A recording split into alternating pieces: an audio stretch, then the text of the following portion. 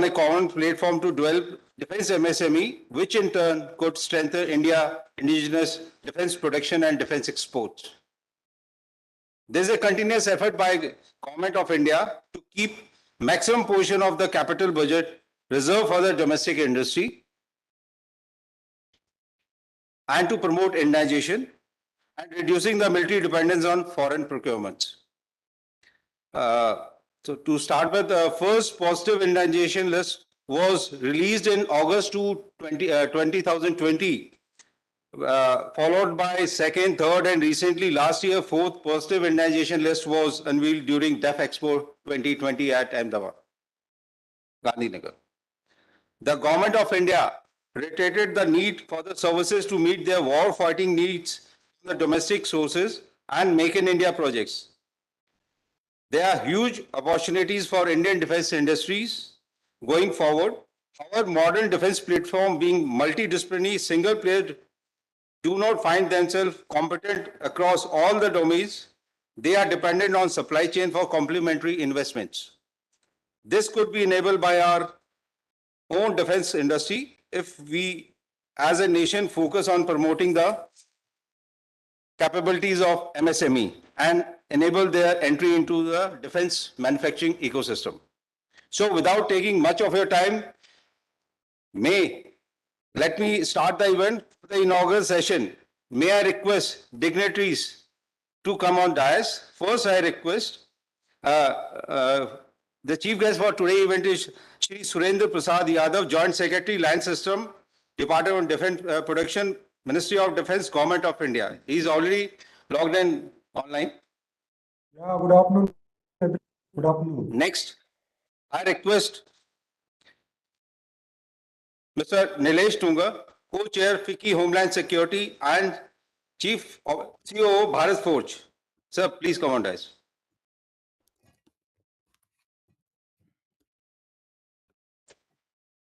Next, I request Mr. S.K. Rao, Director of Operation, Munition India Limited. Sir, request. Next, I request Mr. Anil Kulkarni, Vice President and Head Supply Chain Management, D&A, SPG, L&T Defense. Next, I request Mr. Partha Rai Chaudhary, Commercial Lead, India, Lockheed Martin, India Private Limited.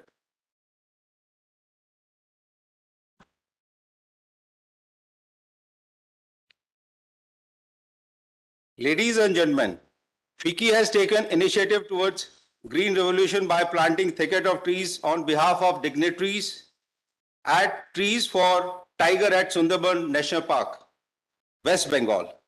Taking a further step toward this, FICCI shares an e-green certificate to our chief guest, Shri Surendra Prasad Yadav, Joint Secretary, Land System, Department of Defense Production, Ministry of Defense, Government of India. So this is an e-certificate, as you can see on your view file.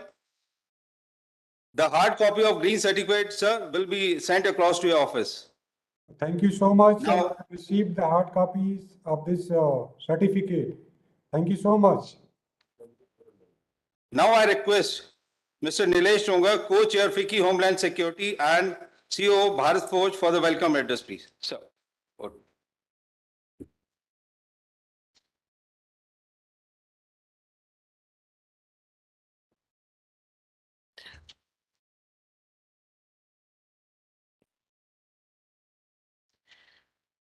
Shri Surendra Prasad Yadavji, Joint Secretary, Land Systems, Department of Defense Production, Ministry of Defense, Government of India. Mrs. Rolly Verma, DDG, Indigenization, Department of Defense Production, Ministry of Defense, Government of India. Shri Praveen Kumar, DDG, DOMW, Department of Defense Production. Mr. S.K. Rao, Director Operations, Munitions India Limited. Shri Sanjay Hazari, General Manager, Ammunitions Factory, Khadki. Mr. M.K. Gupta, who's joined online, CMD, Star Wires. Mr. Partha P. Roy Chaudhary, Commercial Lead India, Lockheed Martin India Private Limited. All esteemed members of the Indian MOD, DRDO, Indian Armed Forces, present online and in person, members of the Indian defense industry, MSME, the startup fraternity, present online and in person. Ladies and gentlemen, good afternoon. on behalf of Department of Defense Production, Indian MOD, and FICCI, I welcome all distinguished speakers, members, and industry joining in, present online as well as in person. Government of India vision for indigenous defense industry and a vibrant defense ecosystem would require existing MSMEs to scale up and diversify to the requirements that are there in terms of the quality and the capability and the skill sets that we bring in terms of manufacturing capacity and in terms of the manufacturing capability. Here it is important to note that the role of large-scale system integrators like the defense PSUs, the private sector companies, foreign OEMs is critical in terms of handholding and also looking at how do we develop this whole ecosystem in the country, including infrastructure and including the support that is required. Currently, we have about 8,600 plus MSMEs participating in the entire defense ecosystem today. The goal of Department of Defense Production and MOD is to see that the number is doubled and we enhance the capability within the country. And this is to be done over the next 3 years' time. And it's a continuous process. It's not that happens overnight or it doesn't happen in a manner where the participation or the handholding doesn't work out. And this is a reach out program that Ministry of Defense has globally. And this is the last of that series that's going to happen now. Today, Indian MSMEs are capable of collaborating with OEMs. They're active partners with them in their offset obligations being delivered. They're also active participating in their whole supply chain management and also with the large and defense PSUs that are there to do the production that requirements that are there. Also, a strong MSME culture and a culture of defense MSMEs will go a long way in attracting large-scale industries investments, which are complementary to the investments the Government of India is already doing. There are many flagship programs that are on with Atmanirbhar Bharat, the whole issue that is going on in terms of procuring from Indian companies through the emergency or delegated powers requirement is showing its results. The EP1 that happened showed a lot of results for Indian MSMEs and Indian industry. And today we are out on EP4, and I believe that delegated powers will continue and will add a lot of value to the Indian industry and to the MSMEs, so to speak. The aim of this conclave is to bring all the stakeholders on the same platform so the issues can be discussed together and we can look at how do we develop the entire ecosystem for India to become Atmanirbhar. And with that effort, this session and the session after that, we'll talk about how do we really come together to help create a vibrant ecosystem across the country. Without further delay, I would like to call Mr. S. K. Raut to deliver his special address to this gathering. Thank you very much and welcome once again.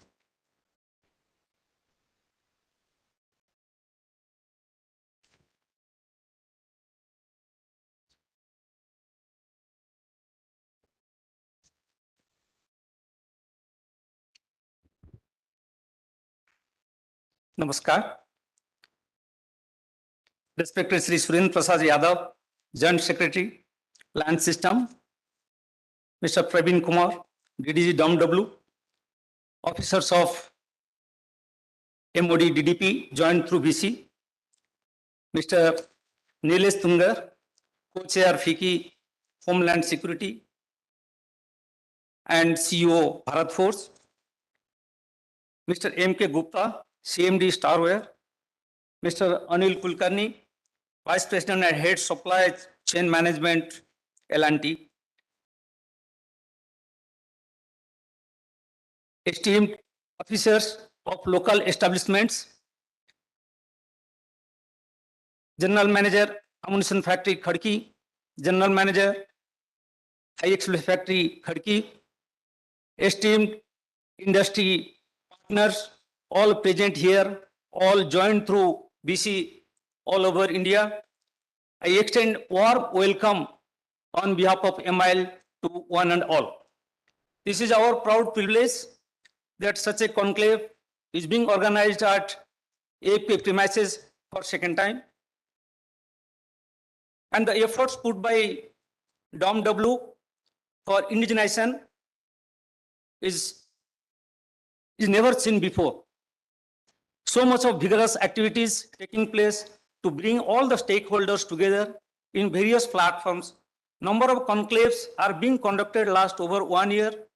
And I think this is, in this session, this time it is the 5th conclave which is being organized at ammunition factory Khadki, and it is the efforts are visible by Government of India, the liberal policy, whatever government has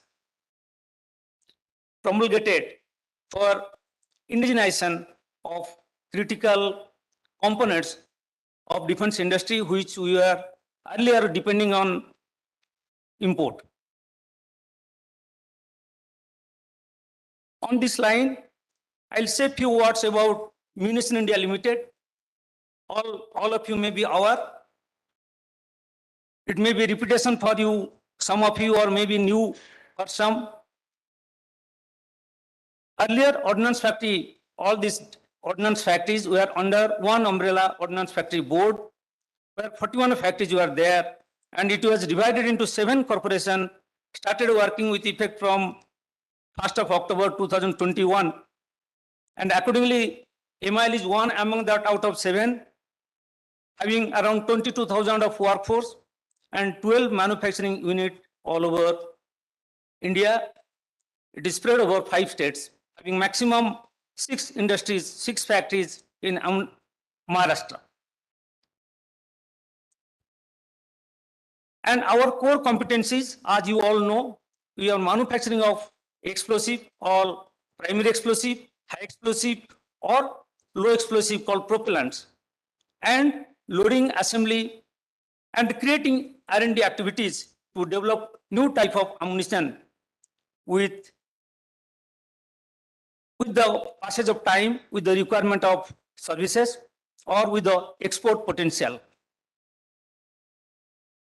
And last year, with 6 months of operation as MIL, our production was up to the tune of around 3,000 crores, with export orders bagged of around 600 crores.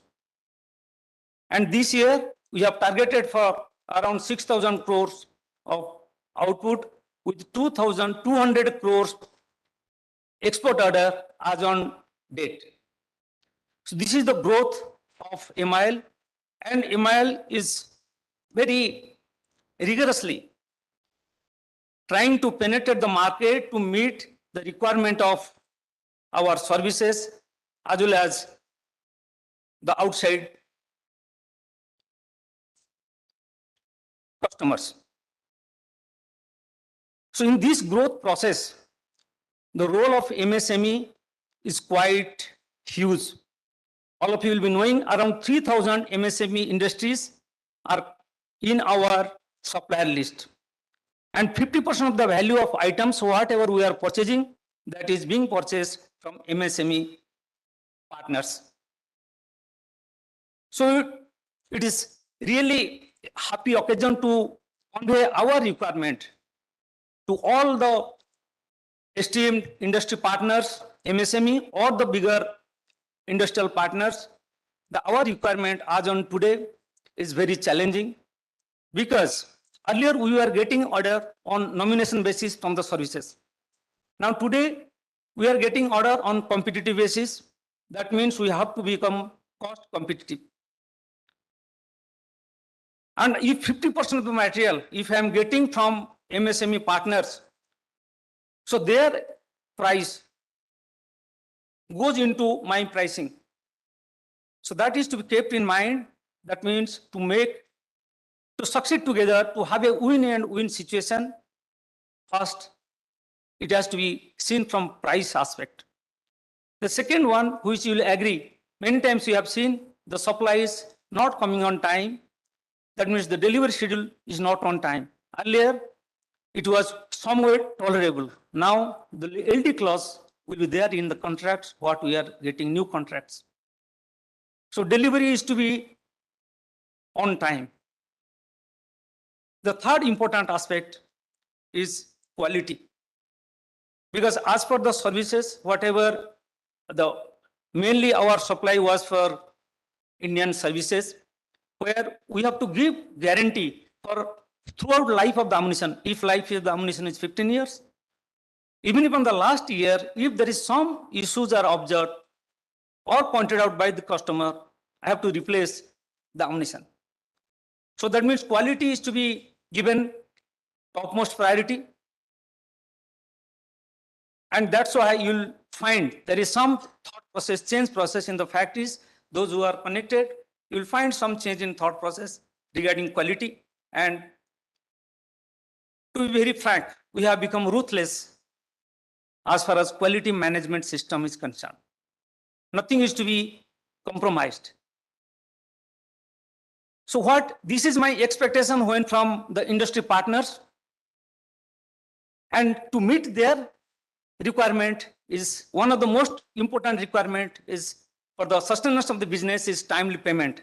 We are committed and we are doing it. Many of you, those who are already associated with us, you must have experienced by this time that with the new shape, with the new form, the payment is very prompt and timely. Moreover, if you'll see the maximum purchases are from GEM portal. Earlier it was to the tune of 50 to 60%. This year we have gone up to 85% of total purchase through GEM portal, and slowly it will go up to, it may reach 100% provided the items are available in the GEM portal. In the GEM portal itself, there is a mandatory requirement of timely payment. Why I'm saying? Because you must know what is my requirement, and I must also know what is your requirement, which is the second handholding is giving you technical support, technical clarification of the product, or giving free sample or sample on payment basis, whatever you want to develop the product for me, product for us. We have taken a big challenge, MIL. By 25-26, we want to be unicorn industry. That means $1 billion manufacturing industry. With that, it is not possible without support of my MSME partners. Because as I have told, it is 50% today, it may increase. Because slowly we want to be cost competitive, we are making more and more outsourcing. So with more and more outsourcing, so your efforts, your contributions will increase day by day. So that means the success for MIL, to achieve this unicorn status, the credit will go to you, and I take this forum to express our happiness and the support whatever you have extended till now, and I request the similar support and better support will be getting in times to come. Industry is very challenging, as you will listen from many speakers. Today, import of any item is very, very difficult. In the season portal, you will find it is a transparent system where whatever item we need or we are importing earlier has been put in the season portal. Around 200 items are available in the season portal. So you can see there whatever is the requirement. And it is only 200, I say about only MIL group of factories. But whole of the industry, if you take all the public sectors, or even if not only public sectors, the other big private sectors, those who are venturing into defense manufacturing, they also, their requirement has also been available in the season portal. So that means it's a common platform which gives you an idea what industry need as on today. And you have complete hand-holding and support from Government of India, Ministry of Defense. For Atmanirbhar, as much as possible, we should manufacture in India. Many new projects we are taking where we'll be requiring your support. The requirement of today is going for smart ammunition. Like it is drone based. We must have seen the international conflict. That means from where everybody is learning a lesson, then drone based warfare will be the ultimate requirement. So we have taken help of some of MSME firms where we are going to develop drone based system. This is only to name a few. Similar, and you can join us in various ways, like you can join through our tender inquiry, you can join through our source development tender inquiry, or make one project or make two project. All those channel through which you can join us, and we are committed to do a hand-holding and get a product from you for our success. Because Munition India assess our core competency, what I have already told, we are not manufacturing to hardwares or the components. Very few components, one or two factories, we have the capability to make it, but most the components we are sourcing from industry, private industry, or our earlier sister factories. So obviously your scope in the progress in time to come will increase, it will never decrease. The efforts what is being put by Minister of Defense, DOMW in various forum like your Tamil Nadu Industrial Development Corporation, whether it is Nasik Development Industrial Corporation or Association, or it is UP Corridor. So many forums they are providing to bring the industry or the shareholders together so that you know the requirement of the market, and accordingly you can develop your infrastructure, you can take up the job ahead. With this, I once again convey sincere thanks to all the participants in this conclave and choosing AFK as one of the place. And once again, I extend warm welcome to one and all. Thank you. Thank you, Mr. Rawat, for your valuable thoughts. Next in line, I request Mr. M.K. Gupta, CMD Star Wire Limited, and to give a talk on indigenization of critical materials for defense. He's joining online. Over to you, Mr. Gupta. Am I audible? Yes. Yes, you are audible. Yes, Mr. Gupta, you're audible. Yeah. Good afternoon, sir. Good afternoon, Shri SP Yadavji, JSLS DDP, Shri Ravikantji, CMD MIL, Mrs. Roli Verma, DDG Indigenization, Shri Nilesh Tungar, Co-Chair FICCI Defense Committee, Shri Praveen Kumar, DDG DOMW DDP, fellow panelists and ladies and gentlemen. Thanks a lot for giving me this opportunity to share my experiences on the subject matter, which is very dear to me. Manufacturing of defense products require a variety of raw materials, out of which certain materials are very critical and strategic in nature. In order to achieve substantive self-reliance in defense manufacturing, there is a need to reduce dependence on imports of critical and strategic raw materials and to encourage domestic raw material manufacturing through procedural interventions. Considering the importance of critical and strategic raw materials and the need for indigenization, a task force was constituted under chairmanship of Additional Secretary, Defense Production, to prepare a roadmap and implementation framework for rapid indigenization of critical and strategic raw materials. I was fortunate to be a part of this committee along with all industry chambers. It was estimated by task force that currently total annual imports of military materials is approximately 14,000 crores. With a CAGR of 20%, it is expected to grow to 35,000 crores by year 2027. So there's a huge imports which are happening. Out of this total raw material list, task force, could only concentrate on 10 broad categories. So these are table 1, please. Please show the table 1. Slide. Yeah, slide 1, please.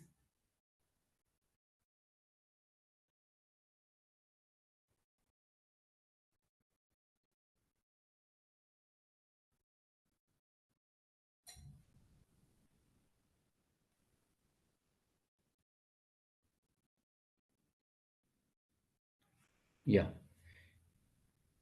I hope it is visible to all.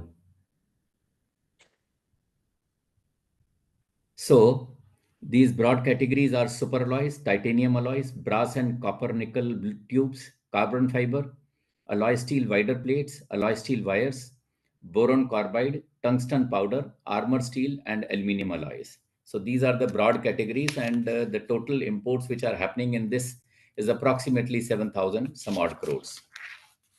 So next slide, please. Yeah, thank you. So the detailed analysis of each identified material is carried out in the subsequent slides now. So here you can see there is almost like a 2,500 crores wider plates are being imported. All the grades can be manufactured in India as per international specifications. Standalone infrastructure to manufacture wider plates of alloy steels are available in the country. Globally, approximately 25,000 crores worth alloy steel wider plates are procured for defense use. So there's a huge opportunity. Next slide, please. No. I think we are showing the wrong slides. Alloy steel, super alloys. Yeah, I think this is, yeah, this is fine. Super alloys.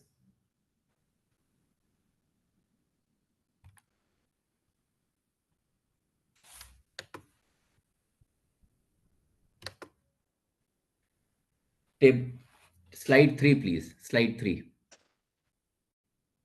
Yeah. Superalloys are group of alloys comprising nickel, cobalt, and iron, along with the other refractory metals to maintain higher strength even at higher temperatures with high corrosive resistance. Superalloys are mainly used in high temperature applications such as aerospace, gas turbine engines, nuclear reactors, and rocket engines. Although the manufacturing capabilities exist within the country, import is done in large quantity by OEM approved vendors in form of various components and raw materials. This is due to licensed production of equipment under TOT, conditional warranty, non-availability of certification, in economies of scale. On an average, approximately 1,400-1,500 crores worth superalloys are being imported for strategic application. It is likely to increase further. Next slide, please.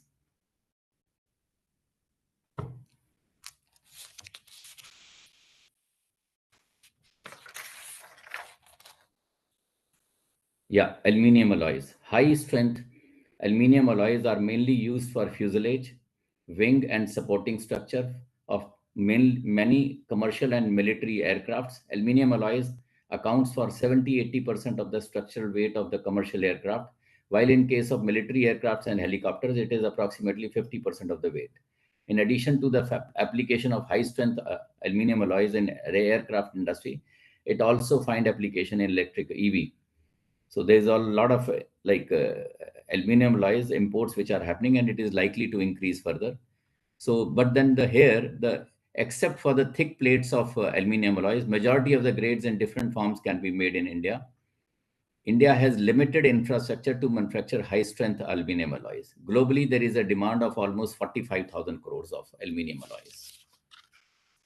Next slide, please. Yeah, thank you. So titanium alloys, again, there is almost 600 crores worth imports which are happening. All the grades can be manufactured in India as per international specification. Infrastructure is also available. Globally, there is a demand of 35,000 crores worth titanium alloys which are required for the various applications. Next slide, please. Yeah, thank you. So here, the alloy steel bars and wires. So here, all the grades can be manufactured in India as per international specification. Discrete facilities are available to manufacture alloy steel facilities. Globally, there is a requirement of 15,000 crores worth of these alloy steel wires, which are used in defense and other critical applications. Next slide, please. Thank you. So armor steel. So there is the technology to manufacture 500 BHN and 600 BHN steels are available in the country. However, technology to manufacture other armor steel like 2pi, 54pi needs to be developed. Facilities are available in the country to manufacture limited grades of armor steel for the wider plates. Globally, 10,000 crores worth armor steel are being procured globally every year for defense and various other applications. Next slide, please. Thank you. Brass and copper nickel tubes. So India has very limited technical competence to manufacture brass and copper nickel tubes. Currently, India does not have well-established infrastructure to manufacture brass and copper nickel tubes in commercial scale. Globally, there is a 5,000 crores worth opportunity annually, which is being used. Next slide, please. Thank you. Carbon fiber. So India does not have the technical competence to manufacture other grades of carbon fiber, except T300. India does not have the sufficient infrastructure to manufacture carbon fiber in commercial scale. Globally, there is a requirement of 27,000 crores worth carbon fibers, which are being procured meant for defense and other applications. Next slide, please. Tungsten powder. Thank you. So India does not have the technical competence to manufacture tungsten powders. India does not have the sufficient infrastructure to manufacture tungsten powder in bulk quantity. Globally, 10,000 crores worth tungsten powders are being procured for defense and other applications. Next slide, please. Boron carbide powder. So there is almost a 20, it's a very small item, but then very, very critical for bulletproof jackets and helmets application. So B4C is mainly the grade which is being imported. India has the technical competence to manufacture boron carbide powders. It does not have the sufficient infrastructure to manufacture boron carbide powders in bulk quantity. Globally, there is a requirement of almost 1,500 crores, which are procured for defense application. So ladies and gentlemen, there is a huge opportunity for the Indian industry for the local industry to work hard and participate in development of these raw materials for defense and other critical use, and fulfill the dream of our honorable Prime Minister of making our country Atmanirbhar Bharat and make in India for the world. Thank you. Jai Hind. Thank you, Mr. Gupta, for your thoughts on Indigenization of critical material for defense. So next in line, I request Mr. Parthara P. Roy Chaudhary, Commercial Lead India, Lockheed Martin India Private Limited, to give a talk on handholding of SME sector to achieve Indigenization of critical components. Over to you.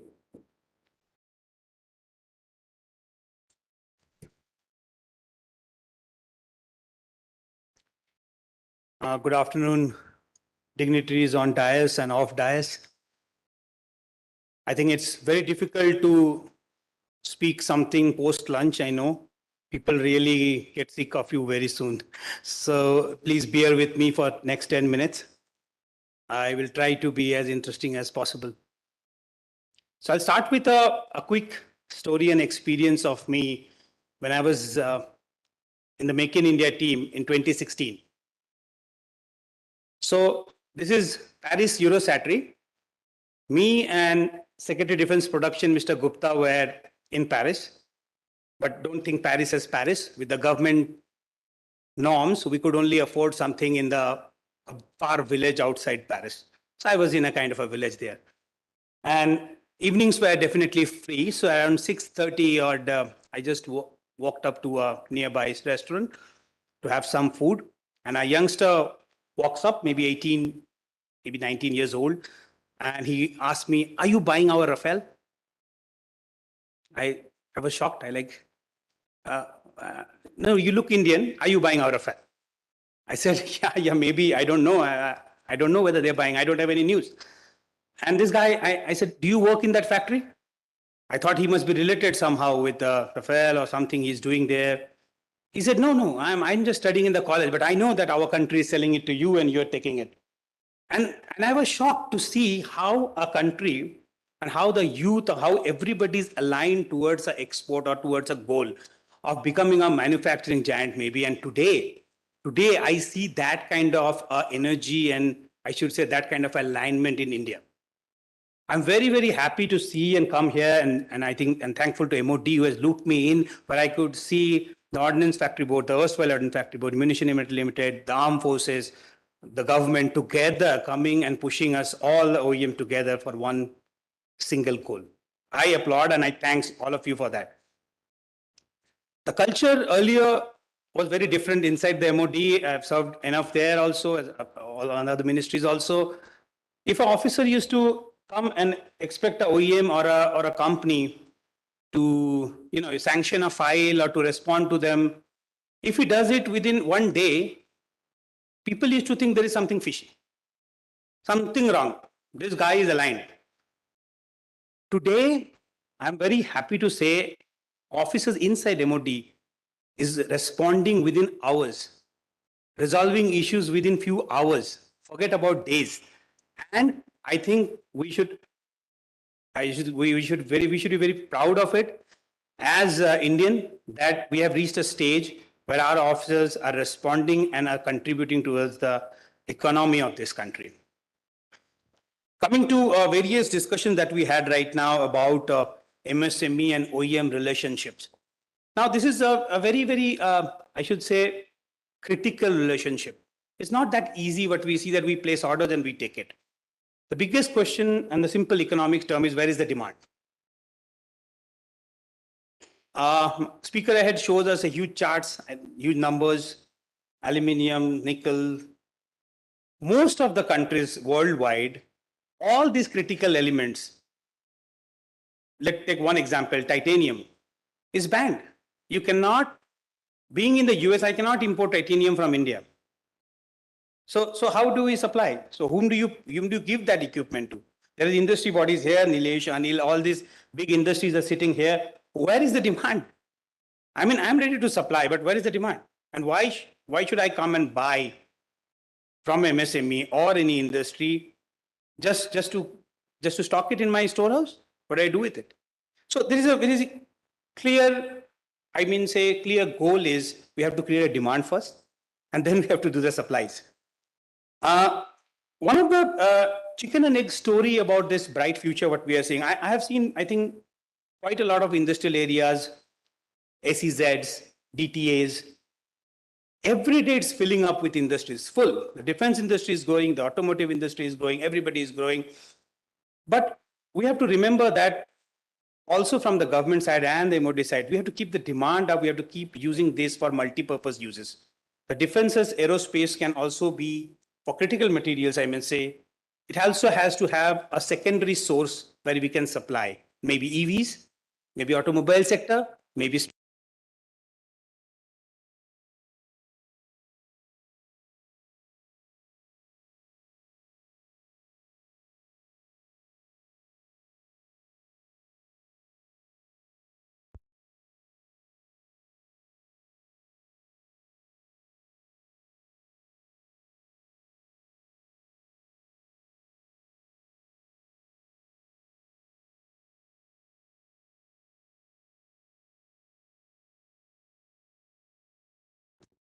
thanks.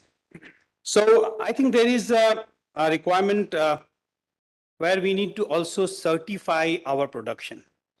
We do in-house capabilities there for a lot of materials, but they are not globally certified aerospace grade. And because of our particular demand inside our central government agencies, we have aligned ourselves to a particular grade of critical material, which are certified by a particular country. Now we have to think otherwise. Please, this is important. Other than certification, always it's a chicken and egg story. Number one, when you give me a small amount of item, the price will be pretty high. And I won't trust you until unless you fulfill that small amount so that I give you a big order. And you, until unless you get a big order, you are not going to reduce the price. So it's always a chicken and egg story. However, I have seen great examples, I must say, of cross-using of capabilities. Like, I'll give an example, okay, Anil is here. So I went to L&T Space Division in Coimbatore. Yeah, and I was surprised to see a startup has placed an order with L&T. And they were making an excellent item for space. So the startup was using L&T's facility to manufacture a bigger product. Can you imagine? This is the cross relationship between us. Can we use our existing public facilities and do the same cross example? Maybe you just stick to your specialization and keep using cross-functional teams to come up with a better product.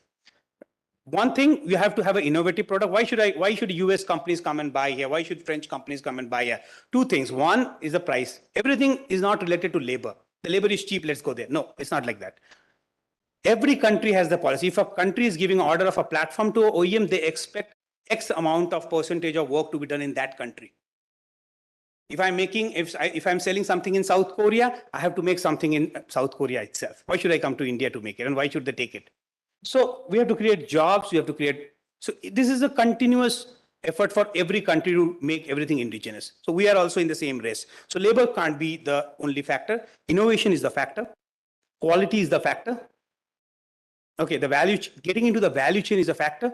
So those are the things I think we should think about it. I think a lot of state governments are competing with each other, which is a very good story here, and I really like it. But only giving land is not the solution. Hand holding on a day-to-day basis is very, very important, and coming up and taking the OEM what they feel.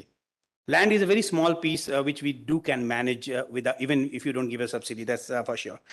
Database is a fuel. So if I really want to understand today who can do aluminum pipe bending or something more critical like deep brazing, do I have the database where I can easily go and check where I can get it done and whether that is certified or not? So I have to really search. So I have to call a BL. Hey, can you give me? I have to call a BDL. Hey, do you have this? Or they will say, I don't have capacity. Even if they have, they say, no, no, no, who is going to do the hassle? Forget it. So all these things keep happening. So we have to have a concrete database of our capabilities today. I think it is useful, and the database can be with the government, which is easy to access for everyone. Coming to offsets, I think is doing pretty well. But we have to remember that we cannot, there's a saying, we can take the horse to the water when we cannot make him drink. So that's always the case. So even in offset, we have to do a lot of hand holding and have to have a goal, what we want to derive out of it. If you really want to derive out of it, you have to make it more open, more simple, and obviously more responsive. That's all from my side. I hope I've covered my 10 minutes. Thank you so much. Have a good day. Thank you, Mr. Patha. So now I request our chief guest, Shri Surendra Prasad Yadav, Joint Secretary, Land System, Department of Defense Production, Ministry of Defense, Government of India. So over to you, sir.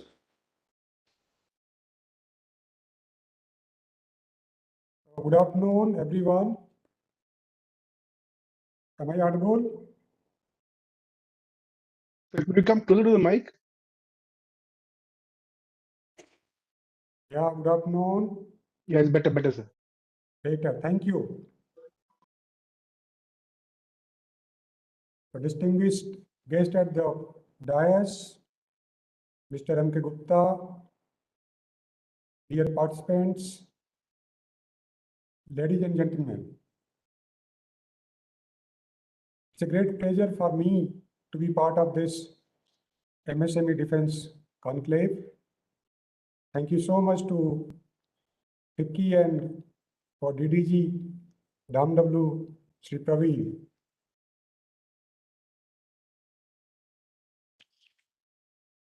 Since March 2020, our country has been, or in fact, entire world has been badly hit by COVID-19, and it has resulted in disruption in supply chain of the defense industry too.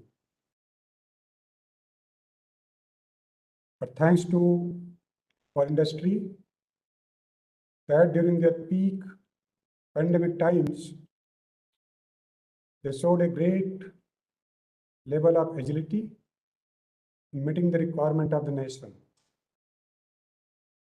Indian economy has demonstrated a strong V-shaped after COVID. Government has taken number of structural reforms to boost the long-term outlook of the economy. The government's vision to catalyze India's transformation is evident in the launch of several initiatives like Gati Shakti as a national master plan and Atmanirbhar Bharat mission.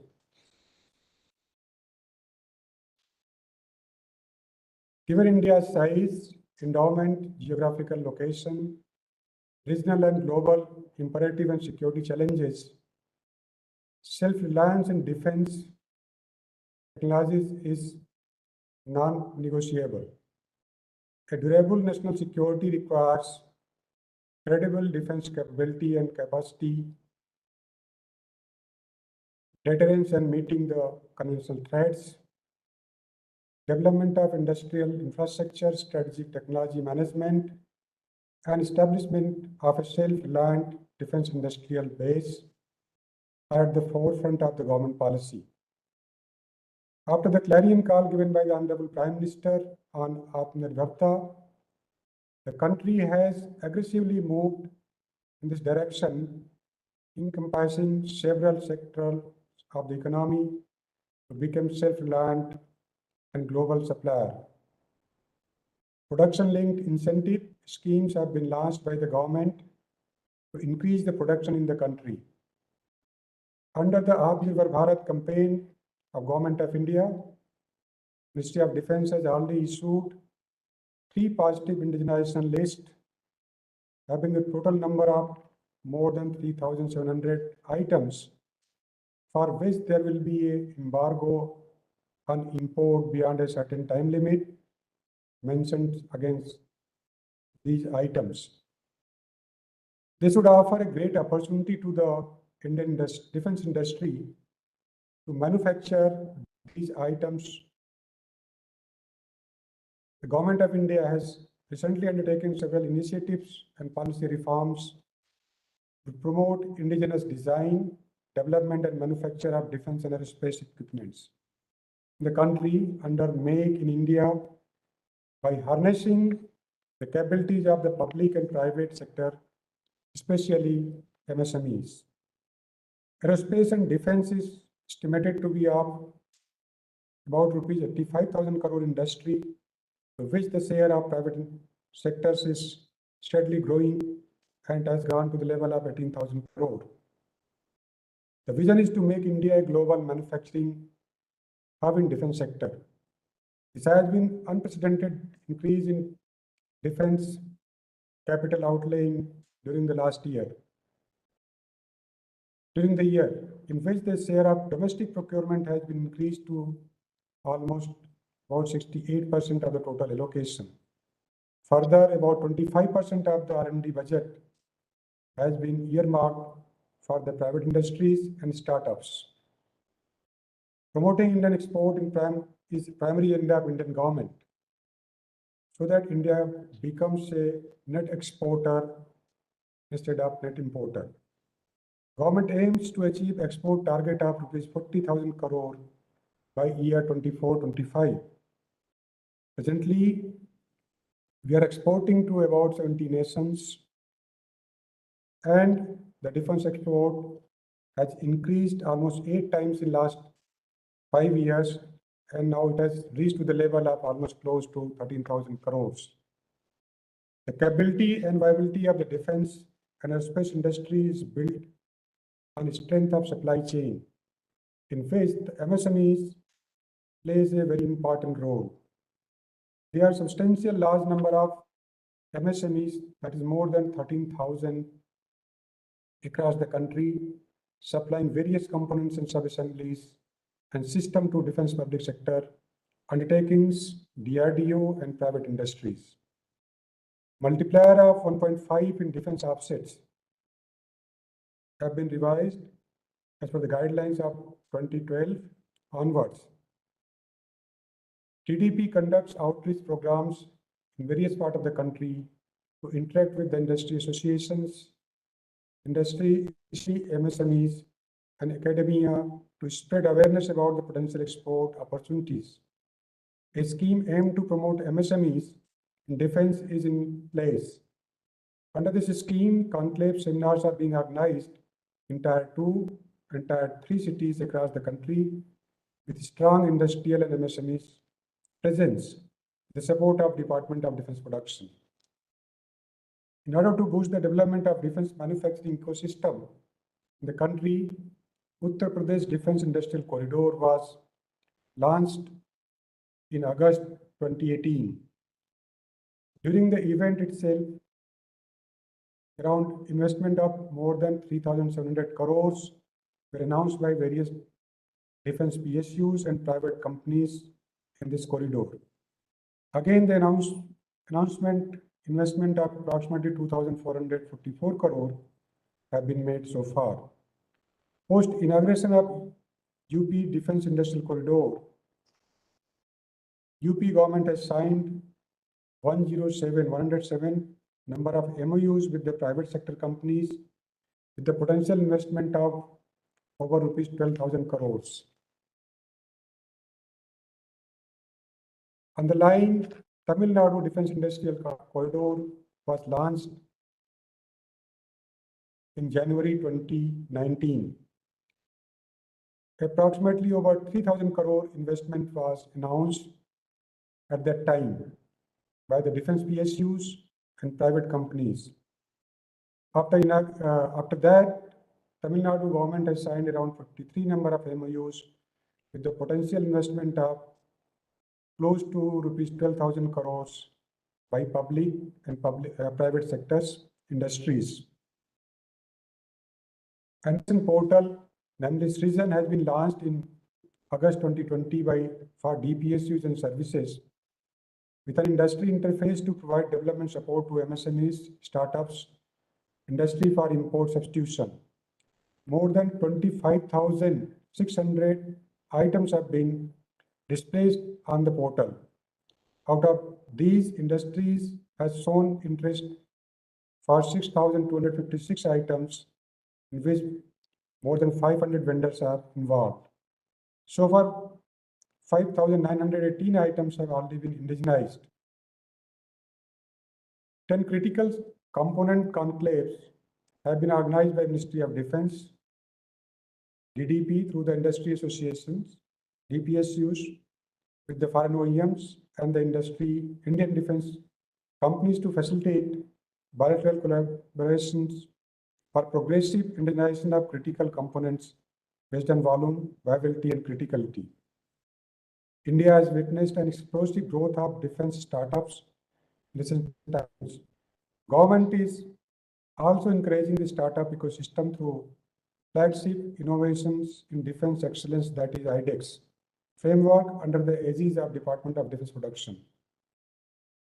Ministry has earmarked a total of rupees 1,000 crore for domestic procurement through IDEX initiative for the financial year 22-23. So far, 175 number of startups have been contracted, and IDEX has identified technologies such as soldiers protection system, secure hardware, encryption devices, unmanned surface and underwater vehicles, 4G, LT tactical local area networks, police penetration radar, artificial intelligence-based satellite image analysis, among others. The DSA is accorded AON for procurement of 14 IDEX product within 30 months of contracts for the prototype development. Simplified IDEX procurement has been introduced. AON for the procurement timeline reduced from 2+ years to 5 months to keep the innovation ecosystem energetic. Raksha Mantri has launched the innovation for defense excellence Prime and 6th Defense India Startup Challenge, that is DIX 6, with 38 problem statements during DEF Connect 2 in New Delhi on April 22. 256 problem statements have been identified till date. The IDEX Prime aim to support projects requiring support beyond rupees 1.5 crore and up to rupees 10 crore. The proposed investment of 68% of the capital outlay for the military modernization for the year 22-23 has been planned for domestic procurement. Further efforts will be made to increase direct procurement from the domestic private sector for more than 25% of the total capital procurement in the year. To address the funding issue of MSMEs and startups, this 10,000 crore funds have already been created by the Government of India. Complete support will be extended to defense and aerospace sector in utilizing the fund. Government has notified policy indigenization of components and spares used in defense platforms in March 2019. Policy aimed to create an industry ecosystem which is able to indigenize and import components, including alloys and special materials, and sub-assemblies for defense equipment and platform manufactured in India, and to leverage the said capability to create components for export market. It is estimated that defense PSUs will reduce the import bill by more than rupees 15,000 crore by 22 through indigenization of product and processes. In order to bring MSMEs in global supply chain, webinars and expos are being organized with friendly foreign countries for the Department of Defense Production with assistance from the industry associations like FICCI, DM. High-level participation is ensured in these webinars, including officials of Ministry of Defense, MEA, industry associations, and defense industry of India and respective countries. 39 such number of webinars with foreign-friendly countries have been organized till date. Efforts are being made to export military startup surplus funds and equipments to friendly foreign countries to Indian industries, MSMEs. I wish this state-level defense MSME conclave being organized by DDP through FICCI a great success and hope that the important key objective of to enhance the participation of MSMEs in the defense sector will be achieved during the deliberation. Thank you so much. Jai Hind.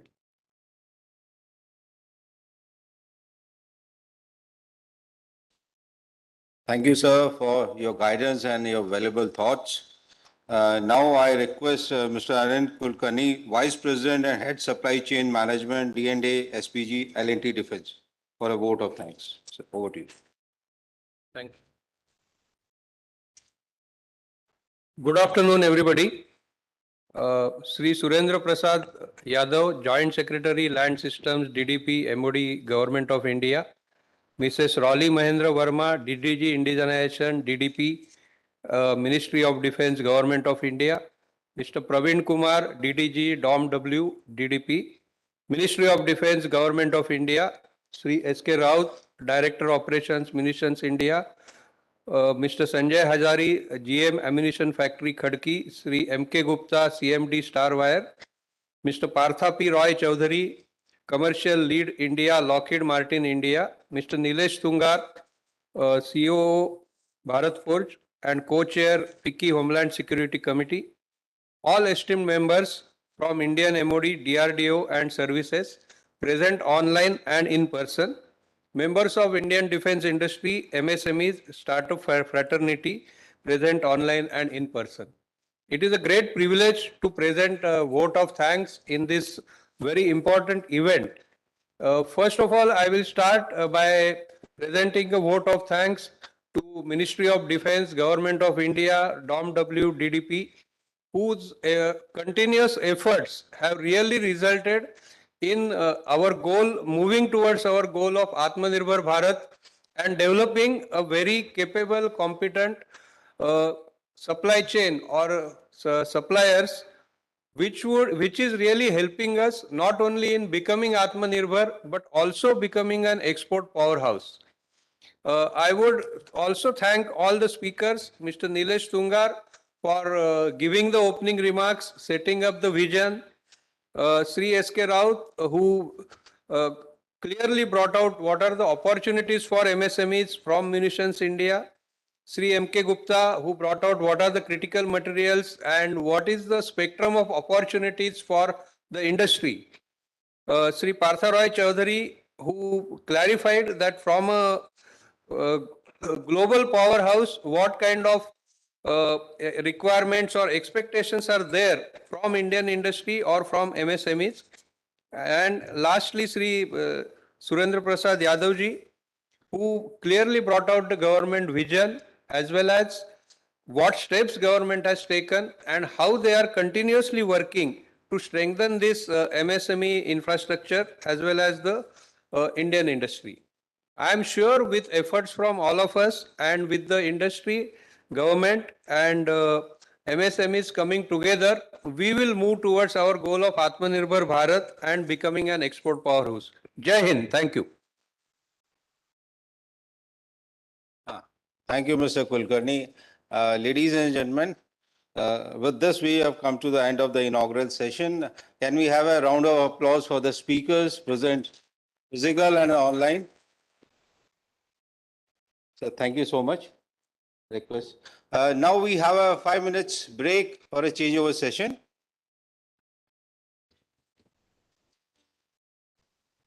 Thank you. Can we have one photograph? Singapore.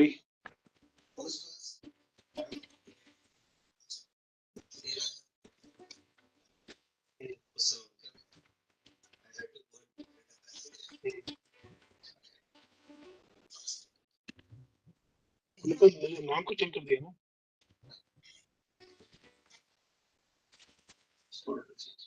Hmm, hmm,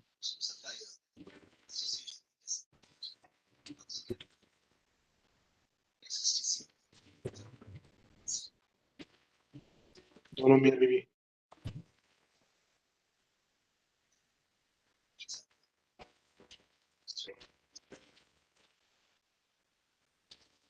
okay.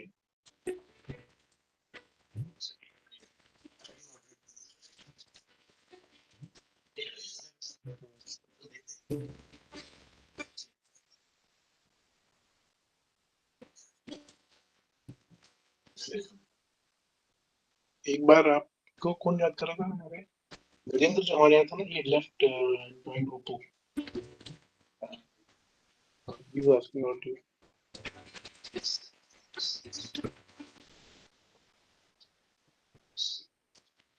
अभी हो sorry.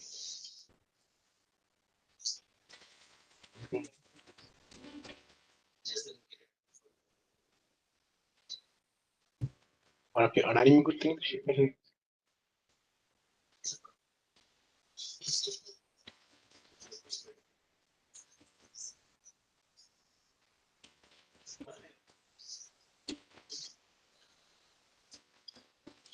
Pipeline अच्छा है।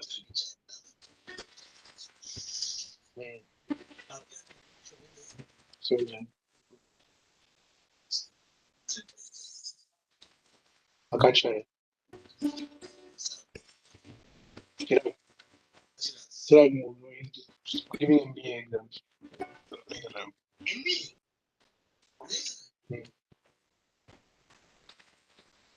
कर रहा है, बाहर apply कर रहा है। मतलब सर कंपनी में सैंडर्स हमारे secretary Sanders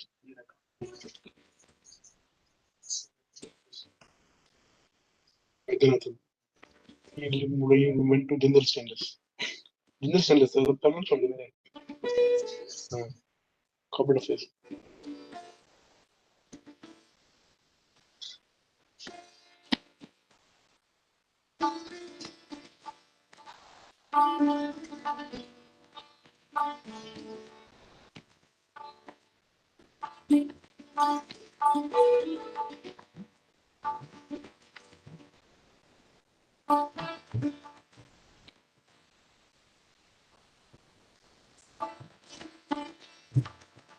Ladies and gentlemen, please settle down. We are about to start. So this changeover session was basically for the logistic change. So request you to please take your seats.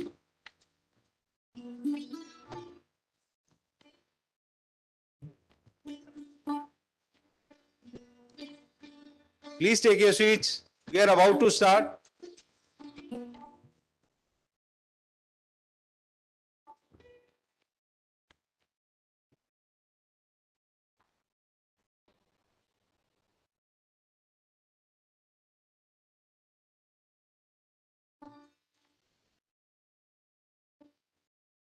Ladies and gentlemen, please settle down.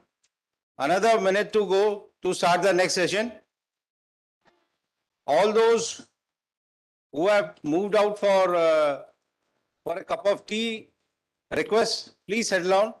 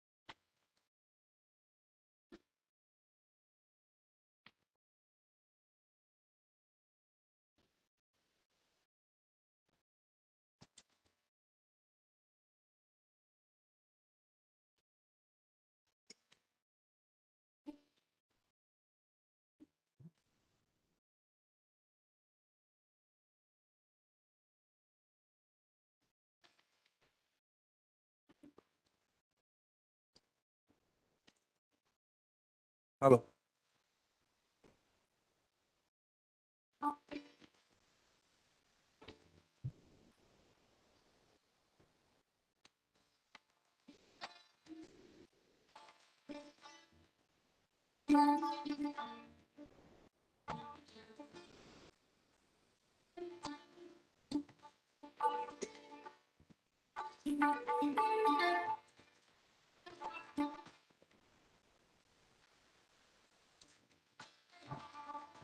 Ladies and gentlemen, please settle down.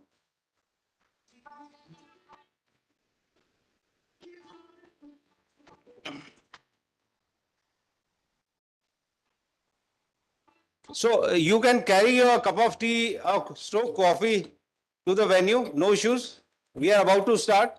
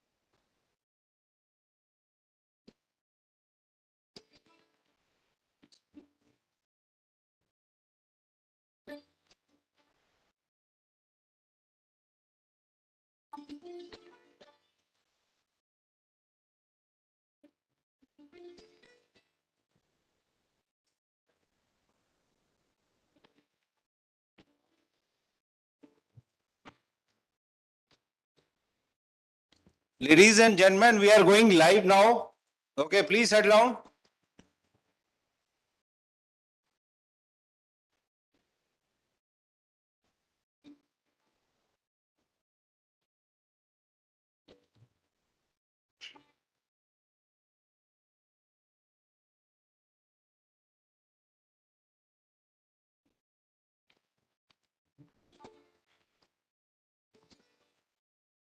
So we are starting session 1. This session is for indigenization of critical defense components and materials and recent policy reforms in the defense sector.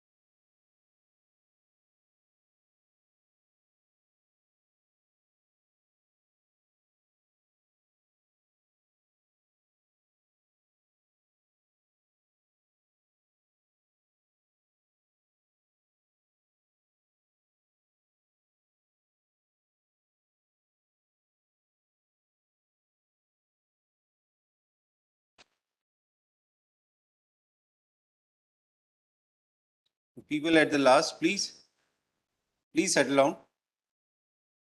And again, a polite request, kindly switch off or put your phone on a silent mode. So session 1, we are starting. So again, I repeat, session 1 is on indigenization of critical defense components and material and recent policy reforms in the defense sector. So with this, I now request the eminent panelists to come on stage. First, I request Mr. Nilesh Tungar, Co-Chair, FICCI Homeland Security, CEO, Bharat Forge Limited. Sir, please come.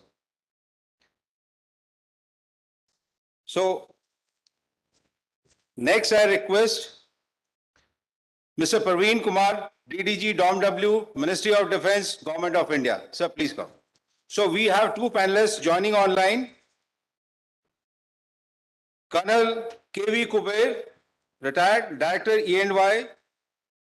He'll give a talk on make procedure and reforms in procurement procedure. And Mrs. Roli Mahendra Verma, DDG Indigenization, DDP, MOD, she'll give talk on opportunities in Srijan portal under indigenization process by Defense MSME. So first, I request Mr. Nilesh Tunga, sir, please moderate the session. Over to you, sir. Good afternoon and welcome to my fellow panelists and the entire dignitaries here today in this gathering. To set the context, I think we need to look at the way the world has evolved over the last 2 years. Post-COVID and now with the Ukraine conflict, and few things have happened. If we believe that we'll get foreign aid in a situation of conflict, I think Ukraine conflict has taught us that's not possible. We've also seen the fact that how Taliban has taken over Afghanistan and how the aids couldn't reach Afghanistan at all. So from that perspective, Atmanirbhar Bharat is the most critical element that we need to have for our sovereignty, so to speak. Plus the fact that India wants to be a $5 trillion economy. Today, manufacturing contributes close to about 17%. If we have to be a $5 trillion economy, we need to have manufacturing contributing 26% of the economy.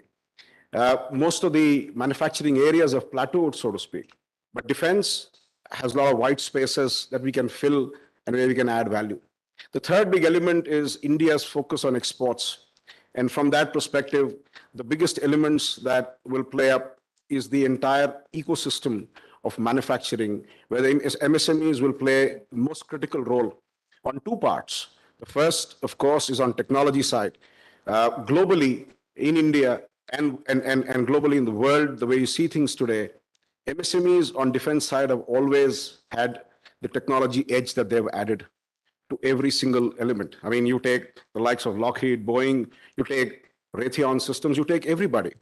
The whole ecosystem of technology comes from the MSME sector. The other big thing is that in the entire process, it's a cooperative model. We have the national assets, the defense PSUs that are there. We have, which bring in a huge infrastructure setup that is already there. We have the private sector companies that bring in the whole capability and capacity when it comes to manufacturing. We have the biggest element of the startup and MSMEs that have come in this whole process and got included. And at the end of the day, academia also plays a big role. So it's a cooperative model. It's not a model where one works with the other. And Government of India today realizes that. There are multiple interventions that have been done, and we've seen so many of them. There are a whole bunch of ideas that have come in terms of the IDEX or IDEX Prime, where the MSMEs and startups have started to come into play. By the way, one little statistics. Of the startups in India, there are about 8,900 startups in India. But the number of startups who are working in defense are just only about 200 of them. Now that's where the engagement has to increase and work. The other big thing, of course, is the whole innovation game being done with the SPV model that DRDO is doing. There's a lot of engine that does development and research in India. And now SPV is looked at as a mechanism to industrialize that, which is where MSMEs also have a huge play to happen. We also have, and as Partha spoke in the last session, where is the demand? We must understand the Government of India is the market, and Government of India is the market maker as well. And from that perspective, with exports push, I think it's a huge game that's happening. And in the market making process, the decisions taken now to procure from Indian companies, and you will see, as I spoke earlier, the whole delegated powers procurement or the emergency procurement process is going to add close to about 20,000 odd crores that will come into the play over the next 2 years, which is a huge amount of money that has to be churned by the industry. So from all of these perspectives, with the whole Srijan portal coming in, the whole aspect of GEM portal, today procurement has become much simpler. And from that entire ecosystem with make programs and make 2, even make 3 as well, will have to be funded and done in India to help the ecosystem come into play. And MSMEs will play the biggest role. And the panelists today will actually talk about these aspects. So from a Atmanirbhar Bharat perspective and creating in a $5 trillion economy, our MSMEs will have to play a much larger role. And defense has a big role to play in that economy, so to speak. So with that, I hand over to my panelists to go ahead. May I please ask Colonel Kuber to please come in and please address the gathering. Over to you, Colonel Kuber. Thank you, Nilesh. Can you Thank have you you so online, sir? much. Yes. Thank you, Nilesh. Thank you so much for that invite to me. And it's been a long time since I saw you also. So I think that was good that I could see you. So my topic today, ladies and gentlemen, from Pune and elsewhere in the country and the world watching it. Thank you to Vicky for having summoned me into this seminar. It is so nice to be back with Vicky after a long time. So my topic today is on make procedure and reforms in the procurement process. So like Nilesh was talking to us a little while ago, and like so many others that have told us, is at the end of the day, if we are not indigenous in what we are doing, and if we do not source the requisite systems that our Indian armed forces need from within the geography of the country, I think we would be doing a disservice both to the armed forces and to the nation's GDP. And therefore, make procedure initially was introduced in DPP 2006 for the first time. And there was a lot of hue and cry, and there was many models that were thought of. We thought of the Raksha Udyog Ratnas. We thought of champions in industry. We thought of how. So the government has been thinking for a long time as to how to energize this whole ecosystem. And for whatever reasons, good or bad, that never took off. Now, then came in, we tried in 2009, we came into what is called as the buy and make Indian, which was a variation to the buy and make that we always had. And the buy and make normally was understood as, you buy from a foreign OEM and make the rest in India on a transfer of technology. And that has been going on over the years, which did not produce result. Now, when it came to buy and make Indian, we thought there would be a lot of movement. Again, nothing much happened, though we had a category. Then, of course, very recently, you must have seen, if I'm not too wrong, this is post the budget interaction the Raksha Mantri had during the COVID days with the industry. A point was raised, and it was told that, unless every year you should give 5 programs, 5 big programs, 10 medium programs, and 20 small programs, some such number was told. And that very quickly translated into what was the 14 make programs that the Raksha Mantri announced. And I'm going to talk to you a little more. So to just give you a background of make, all of us know what is make. So there are 3 categories in this entire make procedure. So there is a make 1, which was the original make, which we always thought was the make. And make 1 is for the large systems. Make 1 is for those products and platforms where the development of risk, the risk of development to the industry is very large. And therefore, the government comes in and chips in and says, I'll fund 70% of the prototype development over here, subject to a minimum of 250 crores, although they also very succinctly mention that that's not a limitation. So I do not know why and how this 80% dropped to 70%. Initially, the government, if we see the initial make procedure, it started with 80%, and somebody decided 80 was too much, and therefore they brought it down to 70. There was another thing which happened in this make 1. If you read the fine print of DPP 2016, when initially it came out, and I want to recall what our former Raksha Mantri, Mr. Manohar Parrikar, said. He said, when I'm talking, he said, the government has to come forward and make this investment. And therefore, at that time, He also went as close to 90%. He said, I want to do 90% support from the government because these are all very complex systems. Anyway, so we have to live with 70%. And ultimately, the acquisition is through the IDDM with a minimum, we are talking about 50% indigenous production. So let's come to Make 2. Make 2 was a very, very innovative idea when I was in the National Committee of Experts, when we actually did this DPP 2016. And that is the time we introduced what is called as industry funded. And this was again a brainwave at that time of the former Raksha Mantri. He said, we should allow industry to do development on its own. And therefore, Make 2 came in where the government said they will not fund it. And you will fund it yourself.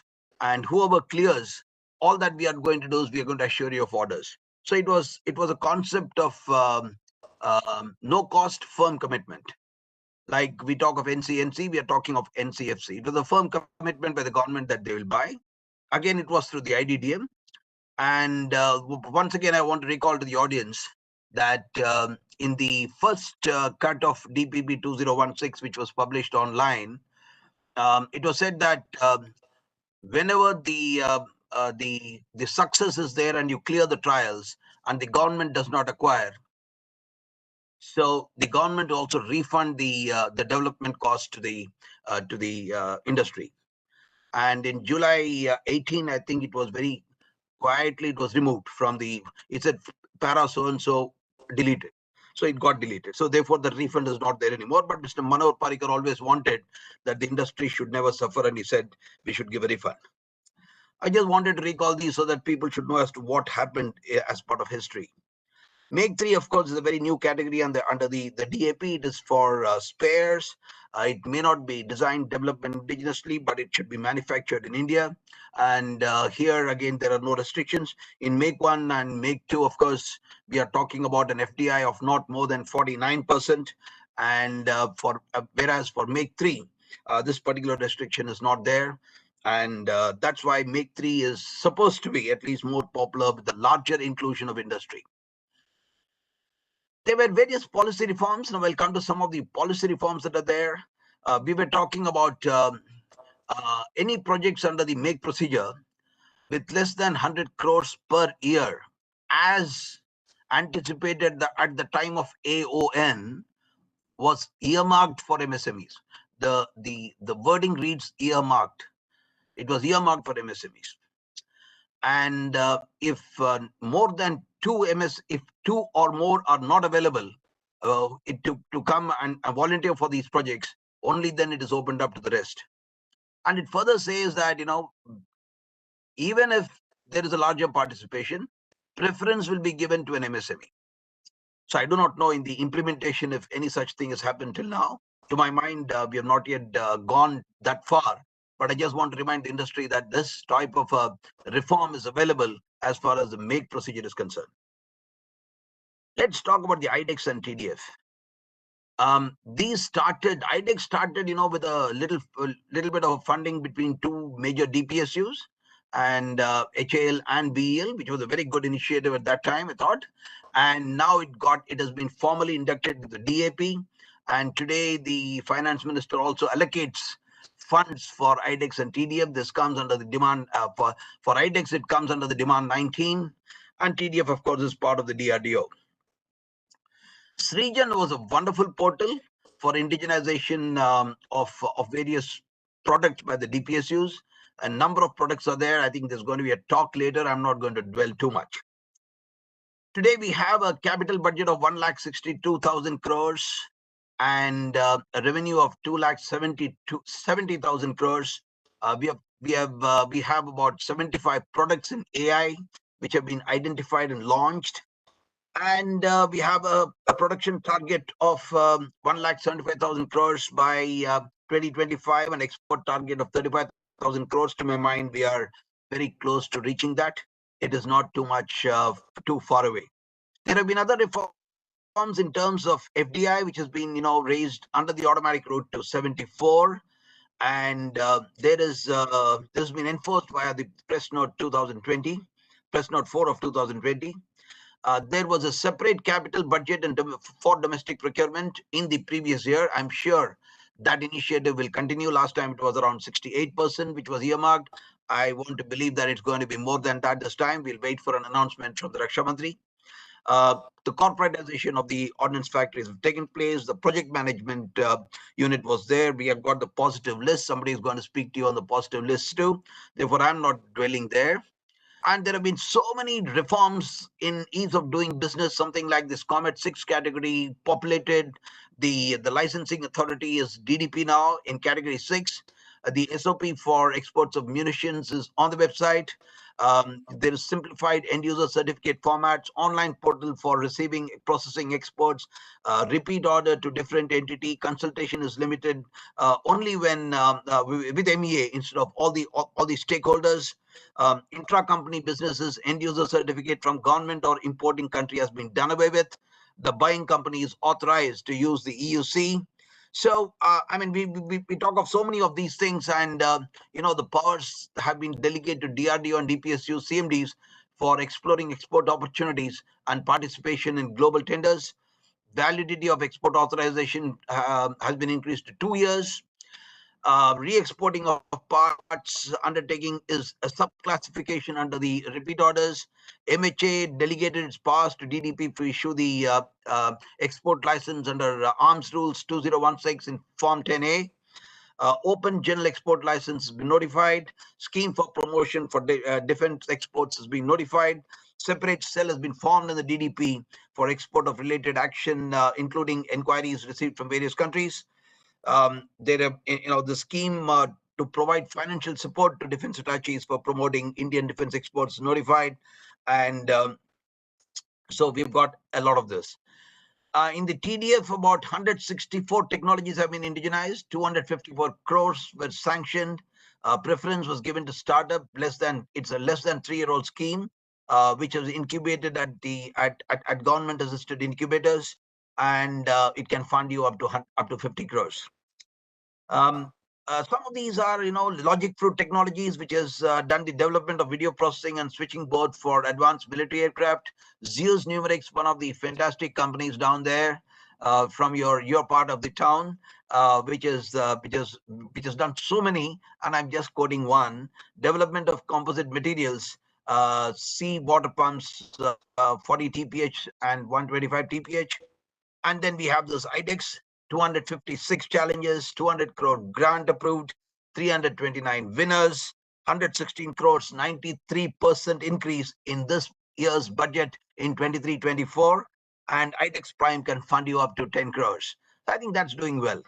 Srijan, I just want to mention Srijan because I'm going to ask a little question on this for panelists to answer on that. So it started with 6,244 crores when it was launched in 2021, and with number of items imported was 11,302. Today it's about 12,460 crores with 10587, and 26,079 items worth 39,000 crores were imported as on 3rd February 2023. So the question is, are these procured under the aegis of DPN? Which is a question which I ask. I'm sure you'll get an answer when when Rolly Verma talks about this.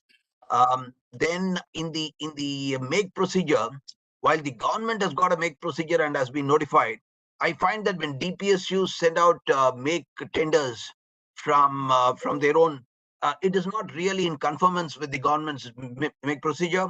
Do they have their own? At least I don't see it online. So I hope we are able to see some of these make procedures which are there. Then we are seeing that there are some conditions laid down.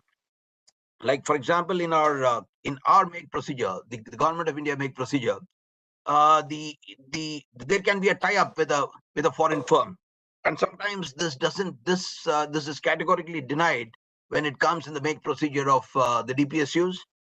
Is it deliberate? Is it an oversight? Is it that we have all the technologies inside, and is it that we believe that we can do with what we have? If all that is so, then it could have been IDDM. You don't even need a make procedure. You don't even need to go the route of development. So I think there is some reconsideration that needs to be done by the DPSUs over there. And who holds the IP and the IP? I mean, when we talk about IP and IPR, at least the government is pretty clear when it comes to the MOD. That is pretty clear. It's on a shared IP basis.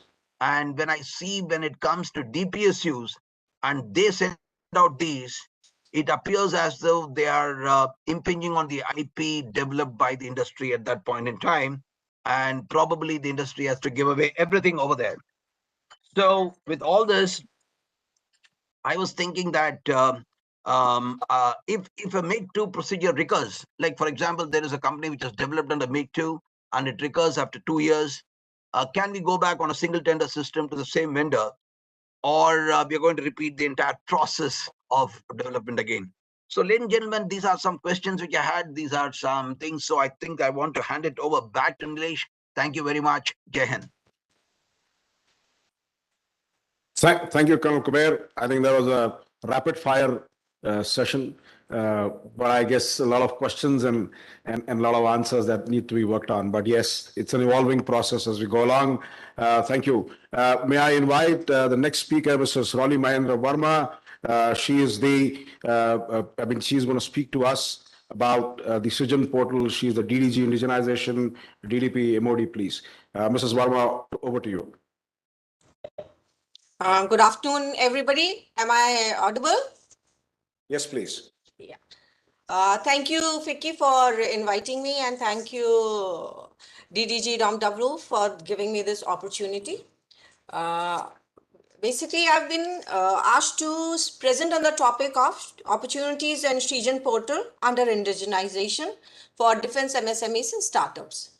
So at the outset, I would like to state that based on the clarion call given by a Prime Minister for Atmanirbhar Bharat, Government of India notified a policy for indigenization of components and spares used in defense platforms in March 2019. Further going ahead, this was done to create an enabling ecosystem for the industry to indigenize the imported components.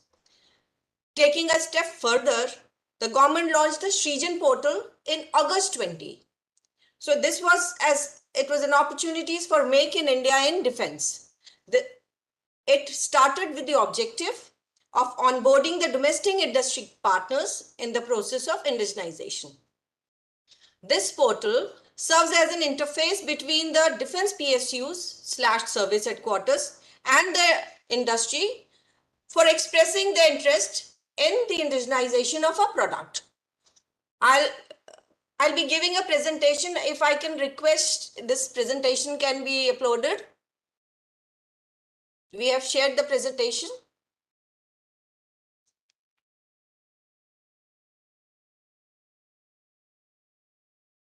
Can you enlarge it, please? Yeah. Next slide, please. So pursuant to this clarion call of a Prime Minister, this initiative was taken by the Department of Defense Production to give thrust to the indigenous manufacturing of defense equipment, spares and components.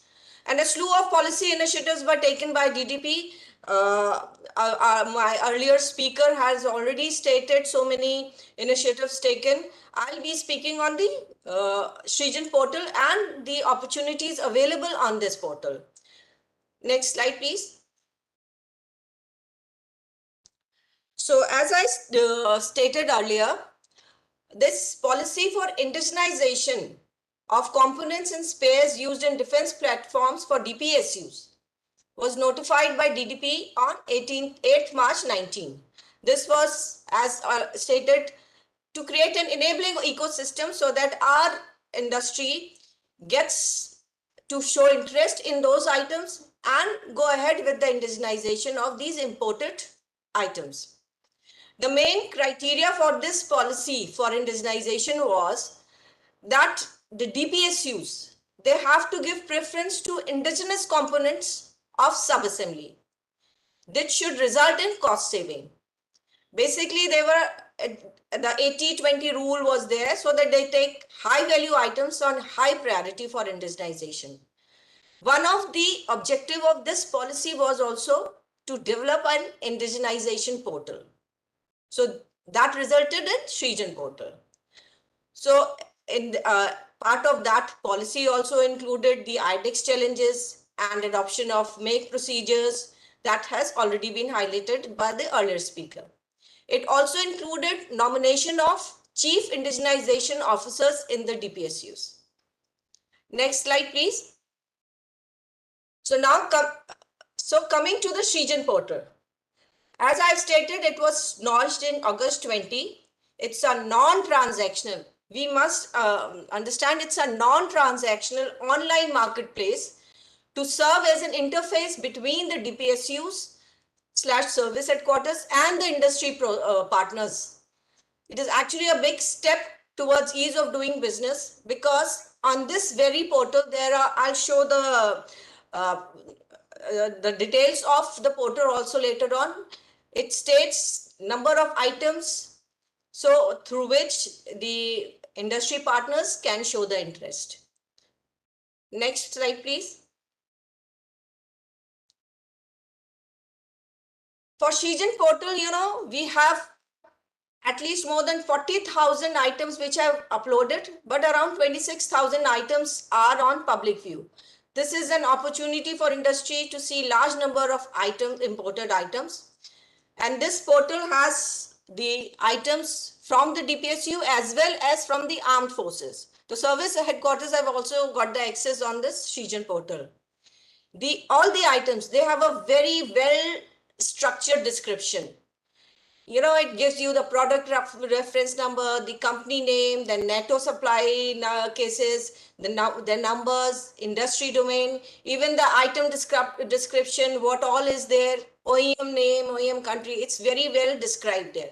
If any industry wants to actually go ahead for the indigenization, whatever specification it requires, it is all available on Srijan portal. Every item, this talks about even the business volume also. So that is also available. And the industry, the process also I'm going to highlight, it's right available there on the Srijan portal. The industry can show interest by simply an email, show their interest on it. There will be an SMS received to them, and then they can be in direct touch with the concerned DPSU.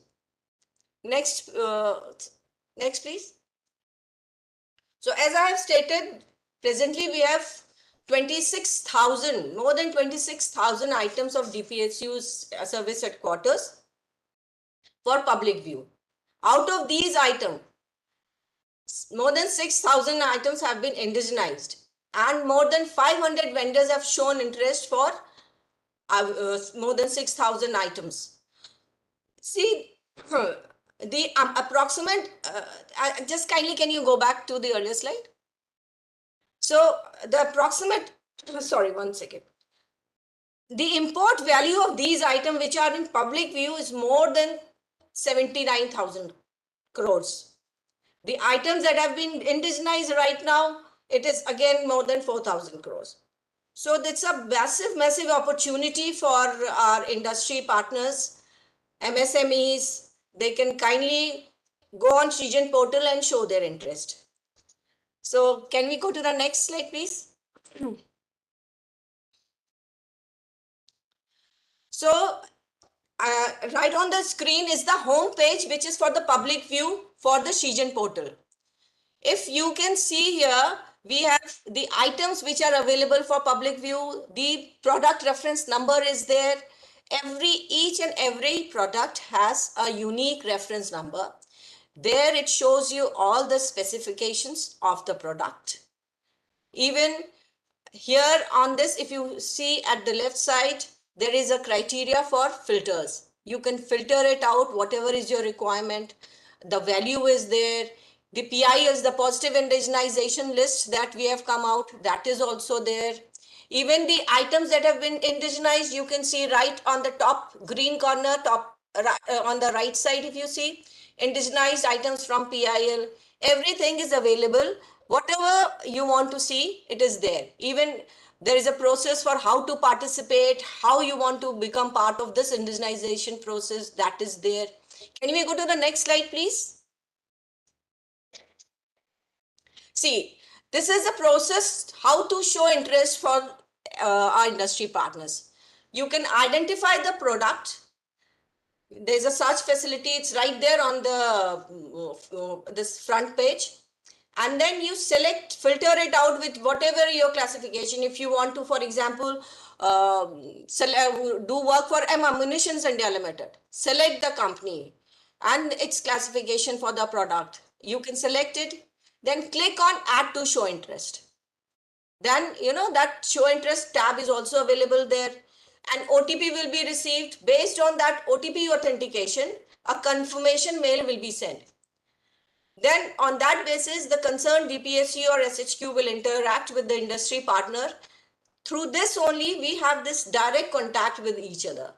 So if any industry partner, because what happens when when a concerned industry partner shows interest, a mail is also received at the indigenization email that so-and-so vendor has shown interest for this product of this DPSU.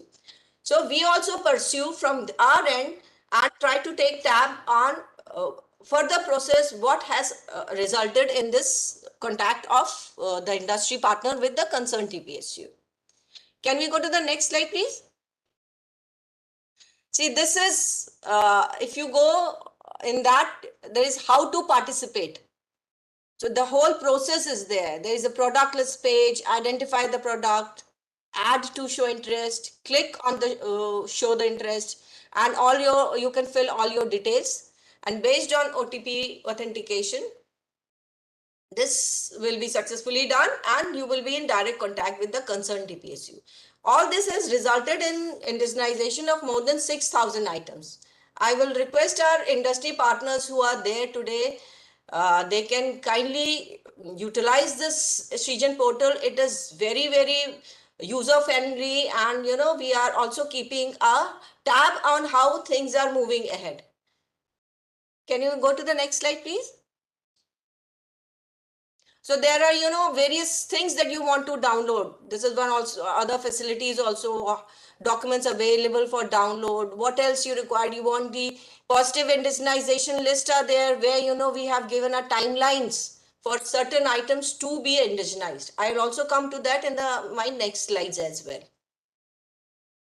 We have got a login page here. Any related links that you want to have, there is a dashboard. I'll come to the dashboard through which we are also monitoring the indigenization process. Can we come to the next slide, please?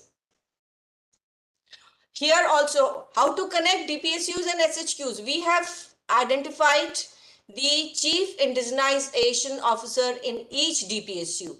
Here you have the name of the nodal officer, the emails are there, and even all their phone numbers and fax, everything is there. For information to all, besides these nodal officers, Chief Indigenization Officer, we have also identified nodal officers for each item in our positive indigenization list. So it is, if any industry partner wants to have any query, wants to clarify anything related to a particular item, any product, where is the EOI, what is the status of the RFP, that can be very well inquired from these Chief Indigenization Officers as well as the nodal officers. Next slide, please. So coming to these positive indigenization list. So Department of Defense Production has notified 3 positive indigenization lists. Department of Military Affairs has also notified 4 indigenization list that I think will be subsequently spoken about by the other speaker.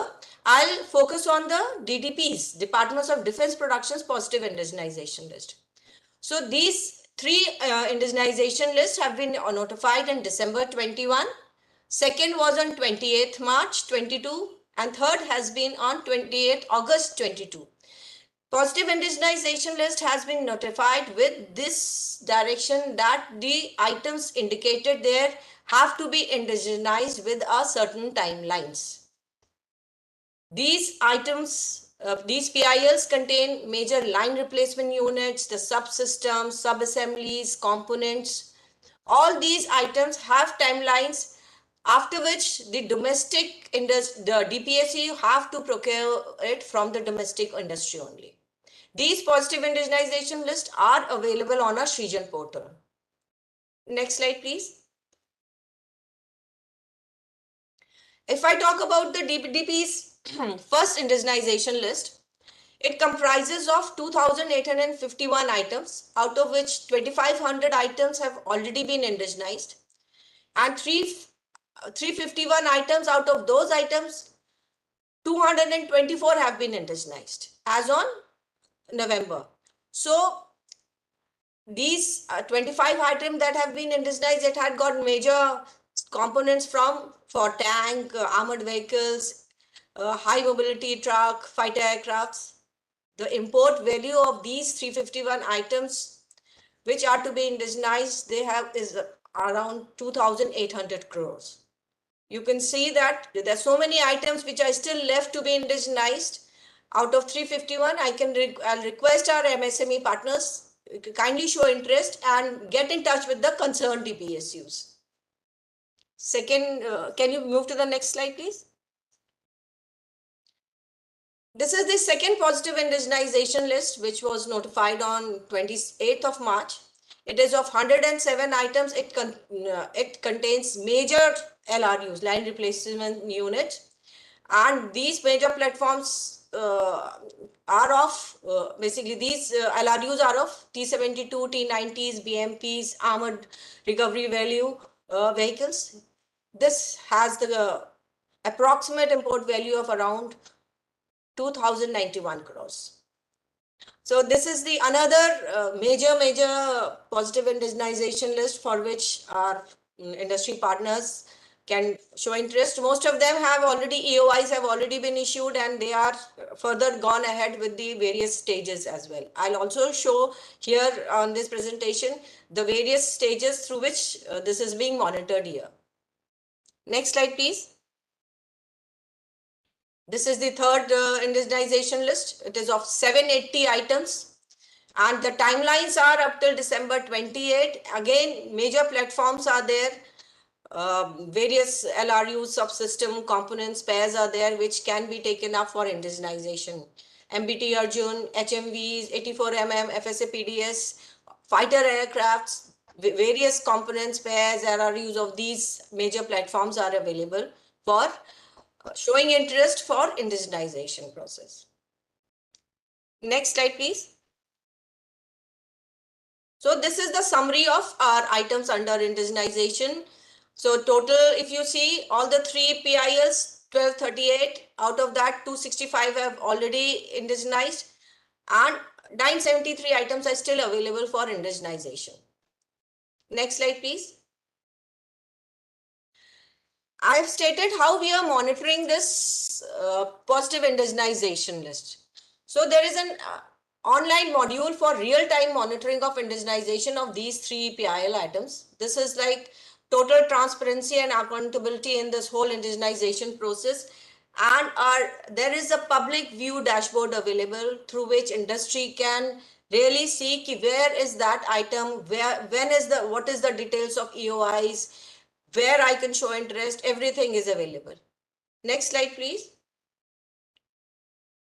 See, this dashboard is, it's something which everybody would like to see, because all the industry partners, they can access PIL items on the home page.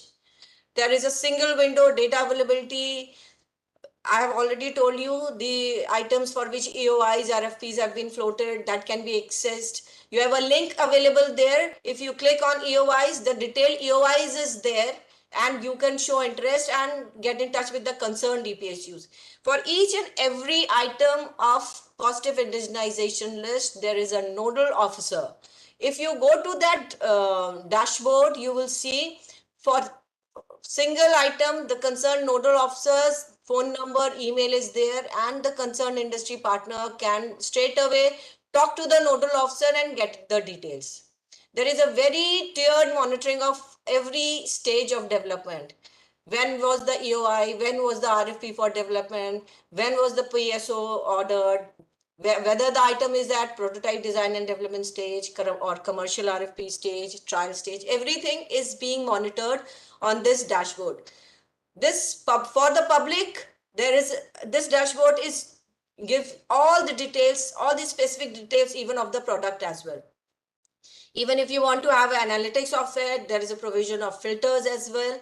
This gives great opportunity for transparency in this whole indigenization process. Next slide, please.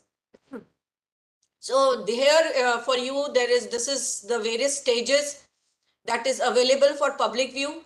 The EOIs, the RFP for selection agency, everything is there. There is a provision of filters, DPSU wise if you want to see, platform wise you want to see, everything is there. And which route, even if you want to go for a make 1 or a make 2 route is available, or SPV or through IDEX, even those details are available for you through which you can show interest on this Shigen dashboard. Next slide, please. So this is the public view of the Shigen dashboard. As you can see, we have the positive indigenization list. Every positive indigenization list, various stages are available. And if you click on any stage, you will get the details of the item, all the details of nodal officers, what stage this item is, whether it is still open for RFP, and if you want to be part of that, all the details are available and you can become partner in indigenization of this particular imported item. Next slide, please. Again, this is the stage-wise report of the Shigen dashboard. Here, if you see down below, we have the platform, the product ID, which LRU subsystem is there, the name of the nodal officers, which route, whether it is make 2, and what is the planned quantity. Yes, there is a planned quantity is also given. The procurement assurance has been given there on the dashboard itself. So you have this thing also on the dashboard. If you want to indigenize the item, you have this procurement assurance that this is the planned quantity DPSU wants to have, and you can go ahead with the indigenization process. We have also the timelines indicated in that dashboard as well. Next slide, please. So this is I've given a little summary of the Shigen dashboard along with the Shigen portal. This gives a whole new dimension to the indigenization process so that all the industry partners can really become partners in this process of indigenization and, become leaders to this Atmanirbhar Bharat for which we all are craving for. Thank you once again. I hope I have tried to give a little summary of the Shigen portal, and I hope more and more response is there in our indigenization process. Thank you so much. Thank you, Mrs. Verma, for a very informative presentation. I think this will certainly help people to actually access the information and look at it in the right perspective. So thank you very much for the informative presentation. Now, may I request, and we know Mr. Praveen Kumar very well. He's been the face of DDP, looking at the entire indigenization and the whole process around getting the offsets and the whole aspect of MSMEs as well, and exports as well. So may I request Mr. Praveen Kumar to please address the session on the efforts of enhancing the participation of MSMEs, please.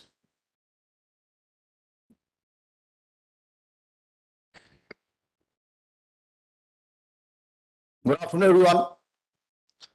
Eminent panelists, distinguished partners in progress from Indian and foreign defense industry, friends from FICCI and other industry associations, ladies and gentlemen. First of all, we need to know as to why at all we are organizing this state-level defense MSME conclave.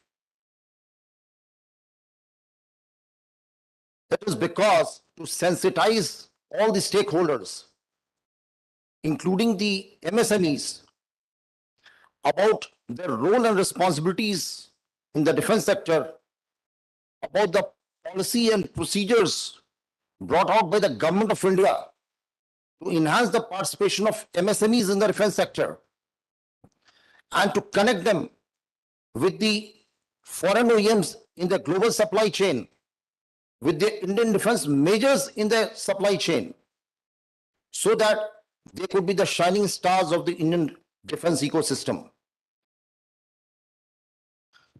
For that purpose only, we had domain experts who given talks, addresses, lectures, figure data pack presentations, so that you could have a fair idea of how much efforts the government is making to enhance the role of MSMEs in the defense sector, since they are the backbone of the defense ecosystem. In his keynote address, JSLS sir has already highlighted some of the key policy initiatives, the procedural reforms brought out by the Government of India for the MSMEs. I would like to focus my talk on what are the benefits which are intended or which has accrued to the MSMEs as a result of these policy initiatives, procedural reforms, steps taken by the Government of India. First of all, let's take the capital acquisitions, the defense acquisitions, what we call. There's a defense acquisition procedure which was earlier called the defense procurement procedure. That procedure governs the capital acquisitions of the Ministry of Defense for the armed forces. As all of you know, one of the primary role and responsibilities of the Ministry of Defense is to equip the armed forces with the state-of-the-art equipment so that our defense preparedness is at the highest level due to the geopolitical and geostrategic situation prevailing. Now, the defense acquisition procedure has Make in India as a cornerstone of its policy. When we talk of enhancing the role of MSMEs in the defense sector, it is through a triad of philosophy, policy, and procedures. Philosophy is the Atmanirbhar clarion call given by the Honorable Prime Minister. Make in India, made for the world. Policy is the defense acquisition procedure, which includes the defense set policy. Procedure is ease of doing business. Philosophy guides policy, policy dictates procedure, and procedure gets converted into contracts. Now, when we talk of the philosophy, the Atmanirbhar Bharat, what are the ways in which it is to be achieved? And how do the MSMEs gain from this triad of philosophy, policy, and procedures? In the capital acquisitions, if you see, even if one huge high value order goes to a private defense major or a DPSU, it is not, let's take the example of C-295 aircraft. The order has gone to, the order has been placed by Airbus. In fact, the order has been placed by MOD on Airbus, and a significant portion of it would be made in India. That C-295 aircraft. The Airbus rep is present here in the audience. Now, it is not that the entire aircraft will be manufactured by Tatas. All the input materials, assemblies, sub-assemblies, components, all these they will be sourcing from whom? From the supply chain. That supply chain would include hundreds of MSMEs. So you can imagine how much benefit in terms of monetary value, in terms of branding, goes to an MSME or the chain of MSMEs from one high value capital acquisition order. Similarly, the make procedure, which Colonel Kuber has highlighted in his. Under the make procedure also, you find there are a lot of opportunities for the MSMEs. The offsets policy. Till date, more than 50 offset contracts have been signed with value of more than 1 lakh crore. Out of that, claims worth about 50,000 crores have been submitted by the foreign OEMs, some of the major foreign OEMs. Their reps are present here. Airbus, Dassault Aviation, Lockheed Martin, Boeing. All these combined account for offsets of more than $4 billion US. if we analyze the offset figures, what we find is that out of the 293 Indian offset partners, which are Indian defense companies, which have been selected by these foreign OEMs to discharge or offset obligations on the various offset contracts, 112 of them are MSMEs. So if during the last 10 to 12 years, 50,000 crores worth orders have flown from the foreign OEMs under offsets itself to the Indian defense industry, and out of 293 IOPs, 112 of them are MSMEs. So you can imagine how many thousand crores worth orders have gone to the MSMEs under offsets itself. Leave alone the capital acquisition, leave alone the make procedure, leave alone the orders which have come from the DPSUs. You see the capital acquisition budget.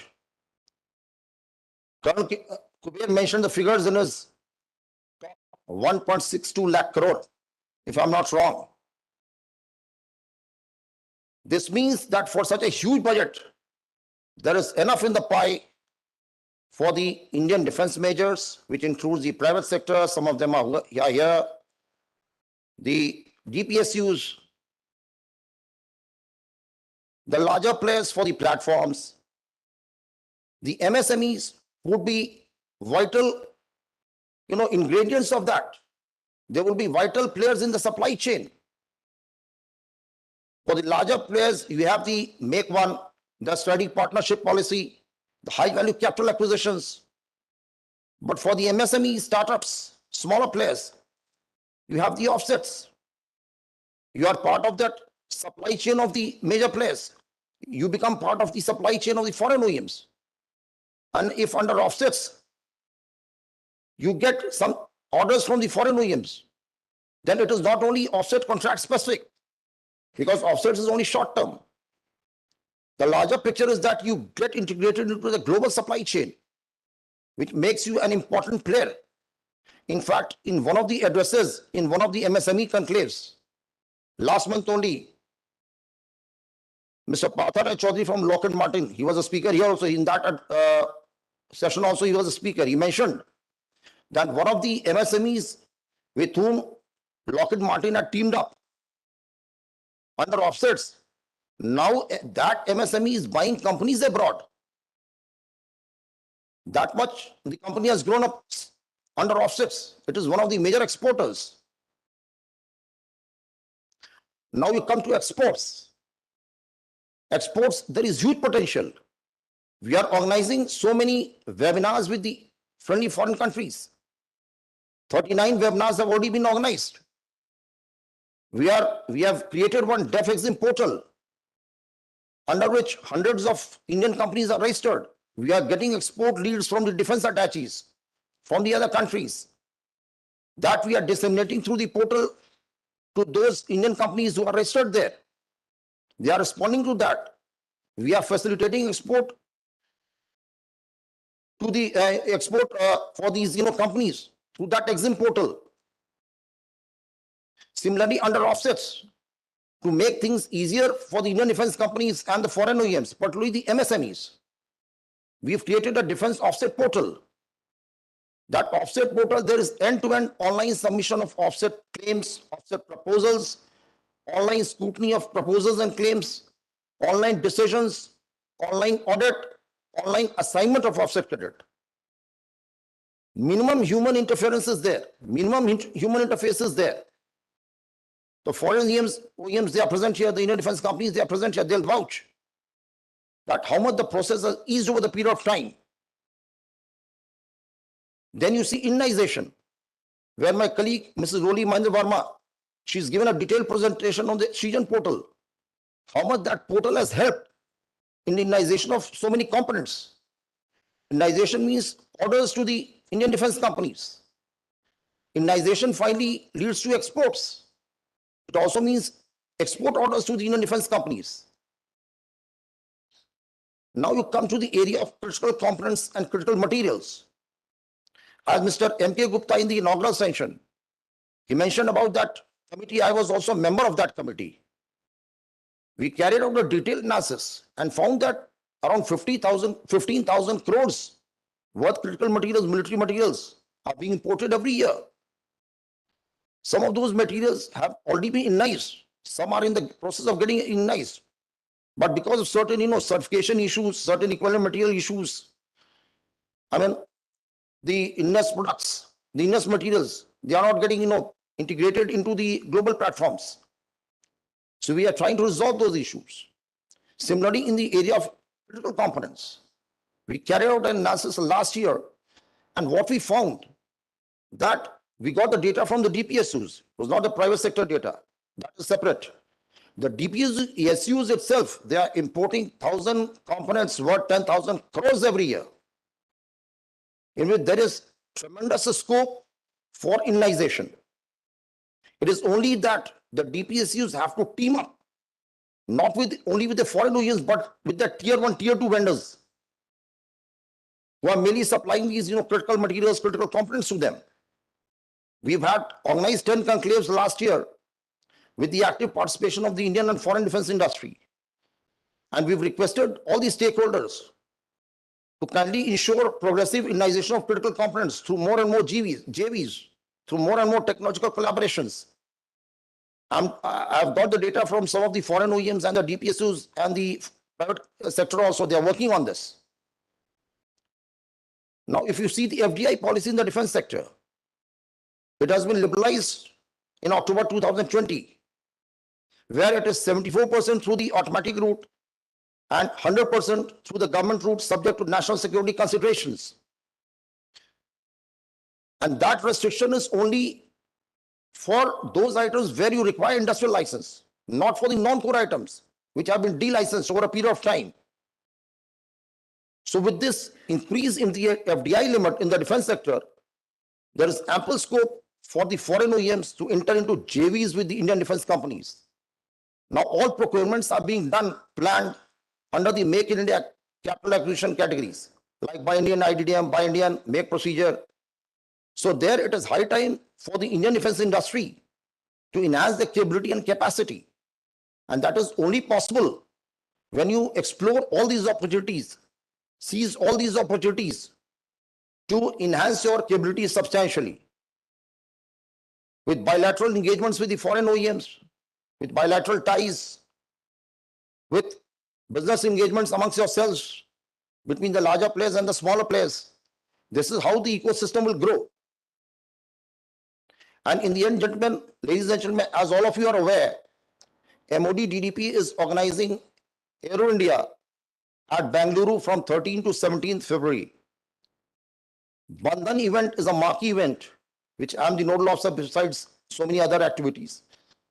So there, we are planning large number of MOUs, major announcements, product launches from the foreign OEMs, from the Indian defense industry, which includes the DPSUs and the private players. I've got significant inputs from the stakeholders. I'll request all of you, there's still some time, about a week or so. Please explore possibilities of entering into bilateral, multilateral engagements with the business entities. That is not only important from the business point of view, but it also enhances the national capability. It contributes to the national assets in terms of defense. After all, you all are important defense players. So with these words, ladies and gentlemen, I'd like to conclude my talk. Thank you. Jai Hind.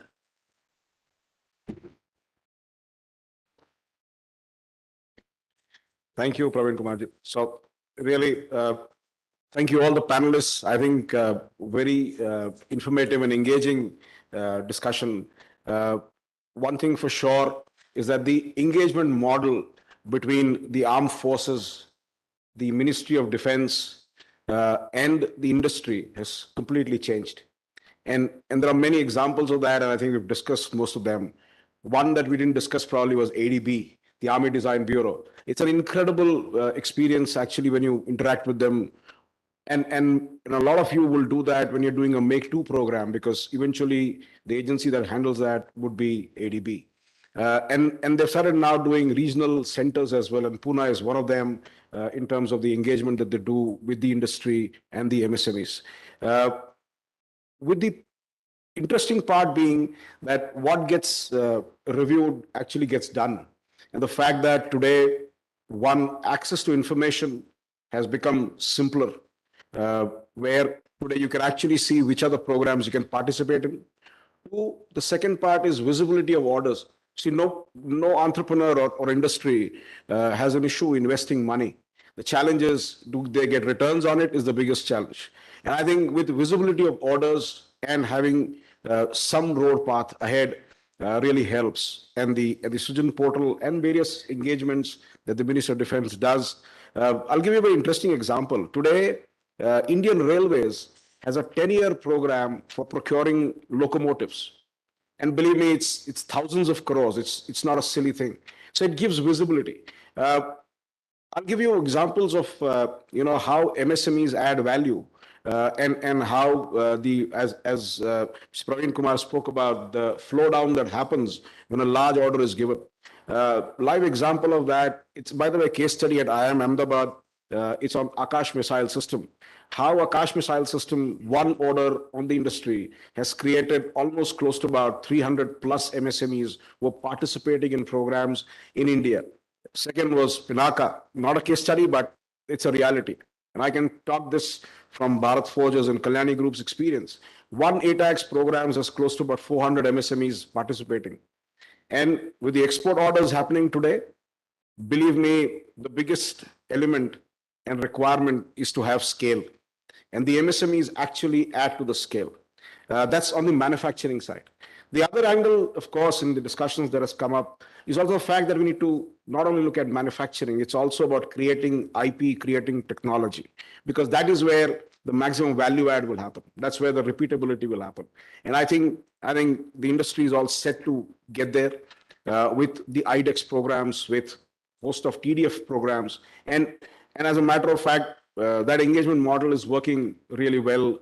The results should come out shortly in terms of the way industry will take it forward. With that, I think, thank you very much, everybody. We would like to conclude this session. I thank the panelists for their participation. Thank you very much, everybody. Thank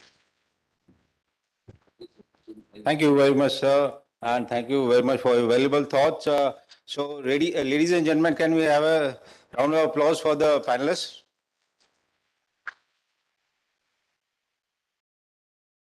Can we photograph, sir? One photograph.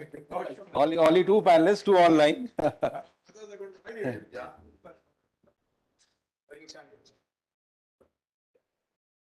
Forward. Okay, sir, comes.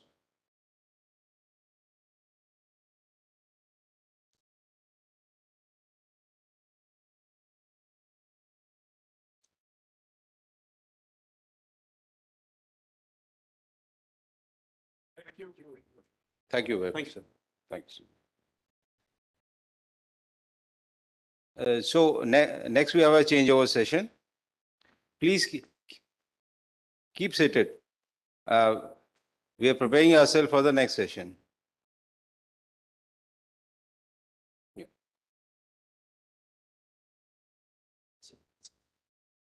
Can we have a changeover slide, please?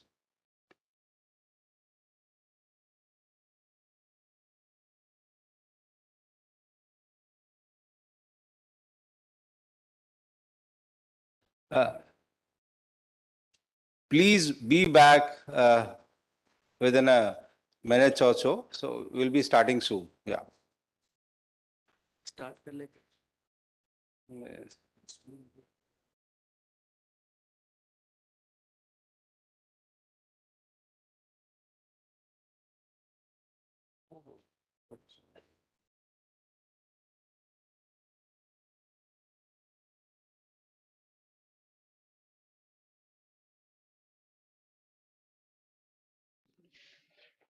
Change हो रहा है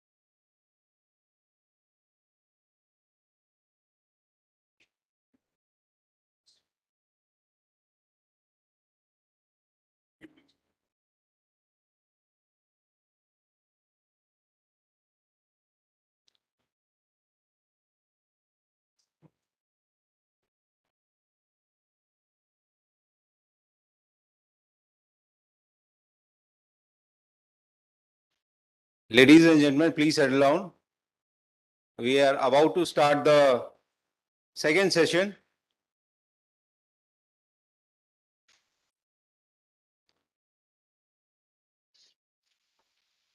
Not to worry, we'll have enough time for networking and talk. Sir.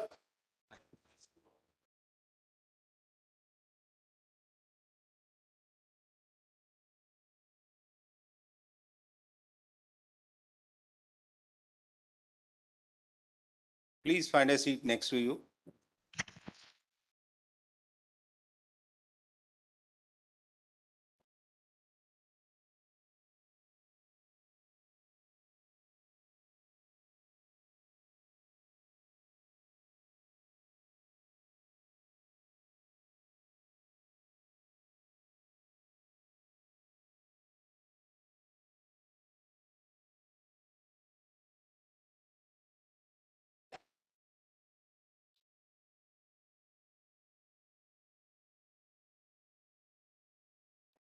Ladies and gentlemen, can I request you to please put your phone on silent or switch them off?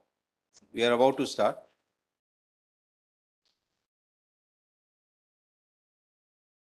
All those who are outside the venue, kindly settle down. We are about to start.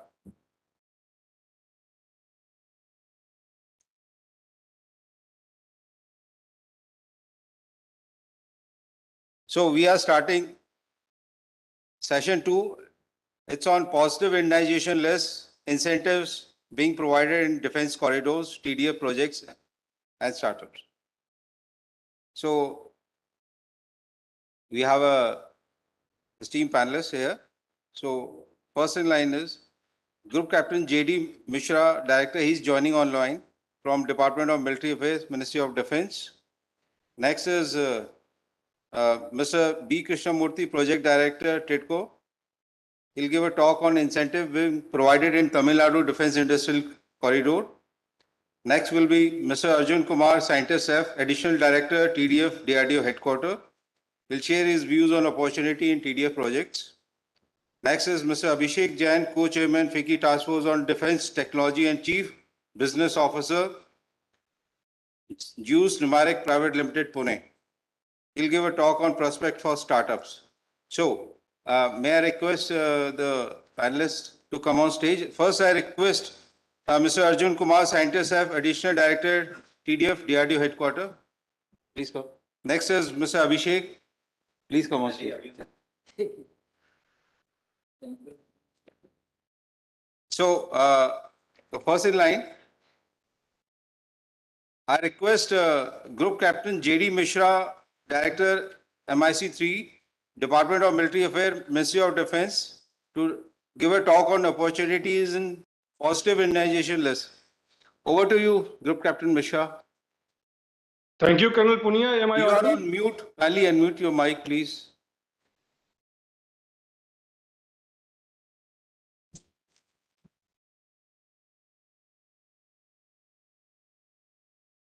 Still, we can't hear you. Am I audible now? Now you are strength 5. Please go ahead. Right. Thank you very much. Member of Indian Armed Forces, representative of Indian Defense Industries, ladies and gentlemen, good afternoon to all of you. At the outset, I must thank FICCI for inviting me to talk about opportunity and positive indigenization list when India is entering in the Azadi Ka Amrit Kal. Before I begin, the self-reliant is not a modern word. If you look at our mythology, it is full of these words, there's Atmanirbharta or Atmavishwas. Here I reminded by the famous shloka of Mahabharat's one parva, which talks about Apisakam Pachanasya Sukhamaya Madhavan Grihe Arjit Swain Virena Vyapshat Kachana. That means, हे इंद्र, किसी का सहारा लेकर नहीं, अपितु अपने मेहनत से अर्जित किए हुए साग को पकाकर खाने में जो मजा है, जो सुख मिलता है, वो कहीं नहीं मिलता. With this, you may recall, in pursuance of Government of India's Atmanirbhar Bharat Abhiyan, and in order to transform Indian defense industry and aerospace sector with active participation of public and private sector, with fulfilling of twin objectives, that is self-reliance and export, Government of India has laid down the ambitious program of indigenous procurement and manufacturing to the armed forces. With this, they have set a target of 20 billion USD and enhance defense export by 5 billion USD by year 2025. If you recall, here I reminded by the famous quote by General Bipin Rawat, first CDS and Secretary DMA, when I say, and I quote, our nation's aspiration of becoming regional power cannot rely on borrowed strength. India's war has to be won with Indian solutions. We cannot be import dependent. If we have to fight war and win the war, future war, indigenization is the way forward. Unquote. With this line, the positive indigenization list is one of the many initiatives which Government of India taken towards making India self-reliant in defense production and procurement. In August 2020, our armed forces have made a commitment to Atmanirbhar Bharat with promulgation of first positive indigenization list. As on date, 4 positive indigenization lists comprising of 411 major defense equipment, including complex and sophisticated platforms, systems, sensor, weapon and ammunition, etc., has promulgated. And this is going to have long-term cumulative effect, or you say in the market term, more than 9 lakh crores by year 2032. And as the aim of Atmanirbhar Bharat Abhiyan, as the name of Atmanirbhar Bharat Abhiyan is to bring transfer of technology, manufacturing know-how for setting up defense ecosystem within the country, item under this list, that is positive indigenization lists, could be procured under any category of the DAP 20 other than the buy global. For item procured under buy global and buy make, as you know, that guideline has been promulgated, how to go about the positive indigenization list, and this is restricted to the nil. And one important aspect which it talks about, when I talk about positive indigenization list promulgated by DMA, and you might have seen the guideline, it talks about the list is applicable to fully formed equipments, systems, platforms, weapons included in the list, and not to its constituent subsystem, assemblies, and component, other than those mentioned in the list. This is the important aspect I'm trying to tell you here. Though my list talks about the major platform, system, and sensor, but you must be aware about that. This platform and sensor is made of the small components. And these small components where our MSMEs and other sector can pitch in a big way. The Indian defense industry have enough technical expertise and know how to develop indigenous defense capability. And I'm very sure whatever interaction I have so far with this, that our industry is just, I say, they're likely to expose like tips of iceberg and going to make India proud in the coming year. And with this regards, Department of Military Affairs as well as Service Headquarters will be doing a hand holding to you wherever you have any issues or otherwise. Please contact us. We are with you in the progress of India's, aspiration to become a self-reliant in defense as well as become export hub in near future. As you may be aware that this list is not merely a list. We are, excuse me, we are ensuring that this list transforms certain kind of orders. Therefore, And to monitor this list at Apex Committee, there is a committee that is called Defense Indigenization Committee under the chairmanship of Secretary DMA has already been approved by the Honorable Raksha Mantri. So when we formulate our positive indigenization list from DMA, we consult all our stakeholders, that the business services, as well as the Department of Defense Production, DRDO, the private industry, and whoever want to participate in this. It is open, frank, and fair discussion, and thereafter item is included in the positive indigenization list. Now, if you look at whatever we have spoken earlier, this goes into the 5 I's which has been told by Honorable Prime Minister earlier. That is intent, inclusion, investment, infrastructure, and innovation. Now, these 5 things is very, very important to create a self-reliant India. All are related to each other. And if any link is missing by this, then there will be an issue.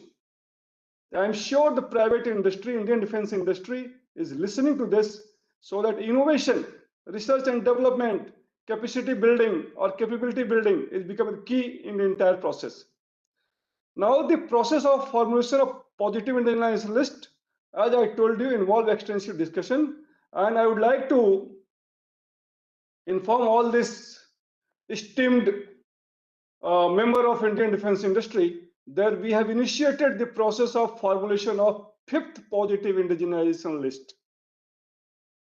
So I request you to pitch in for whatever capability, innovation, research and development capability, or whatever is joint manufacture, whatever you want to talk to DMA, we are open to it. And I've already intimated to all the industry associations like FICCI, SIDM, etc., about the initiation of this process. Now, important aspect, again, I will request through our Indian defense industry. One thing you must be keep in mind.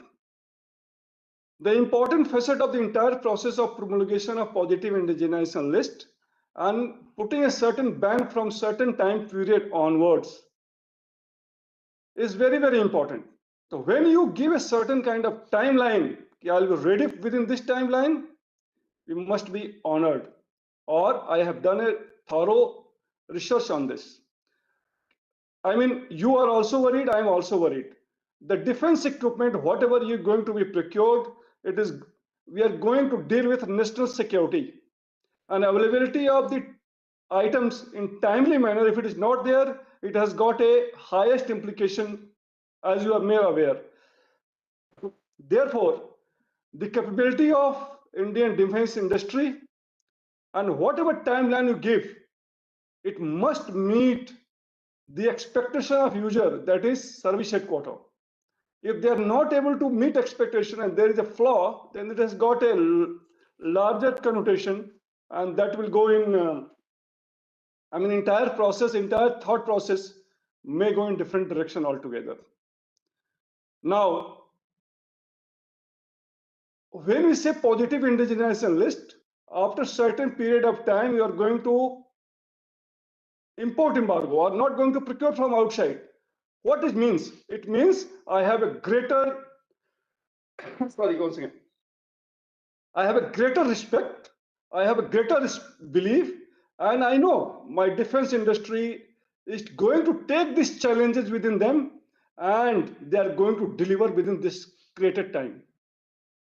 If I again recall Honorable Prime Minister's speech during Defense Expo 2022, when he stated, while announcing the 4th positive indigenization list, and I quote, "This decision, that is a positive indigenization list included, also show the potential of self-reliant India and are also a symbol of the increasing confidence of the soldier of the country in their country's military equipment.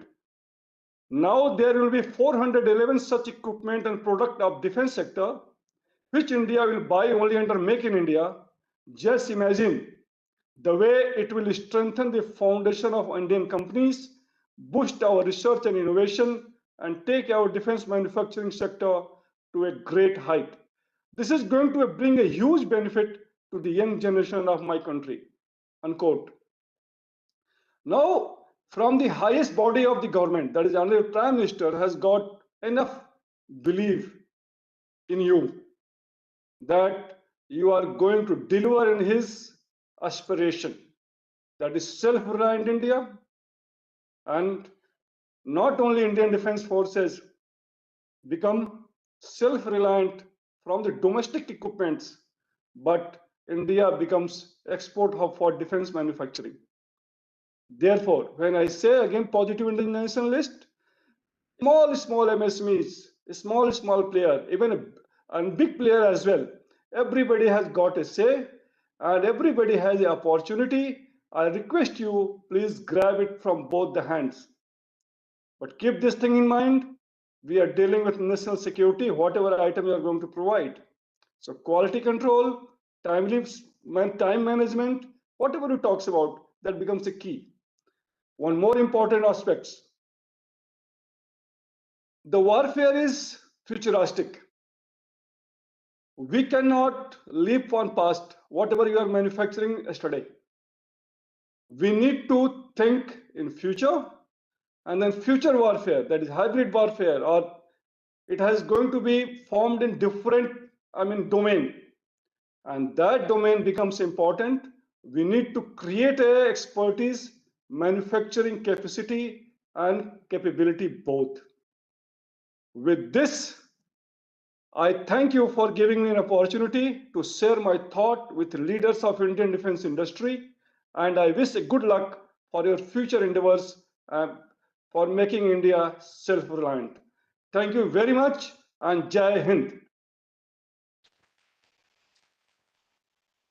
Thank you, Group Captain J.D. Mishra, sir, and for your valuable thoughts. Next, I invite Mr. Krishnamurthy, Project Director at TEDCO, to give a talk on incentive being provided in Tamil Nadu Defence Industrial Corridor, TEDCO. Thank you. Good afternoon, everyone. I'm representing Mr. B. Krishnamurthy. My name is Kurian Jacob. Am I audible? Yeah, you are audible. Please go ahead.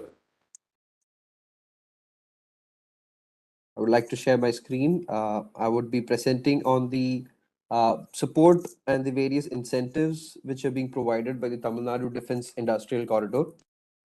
So first of all, I would like to thank FICCI for this opportunity.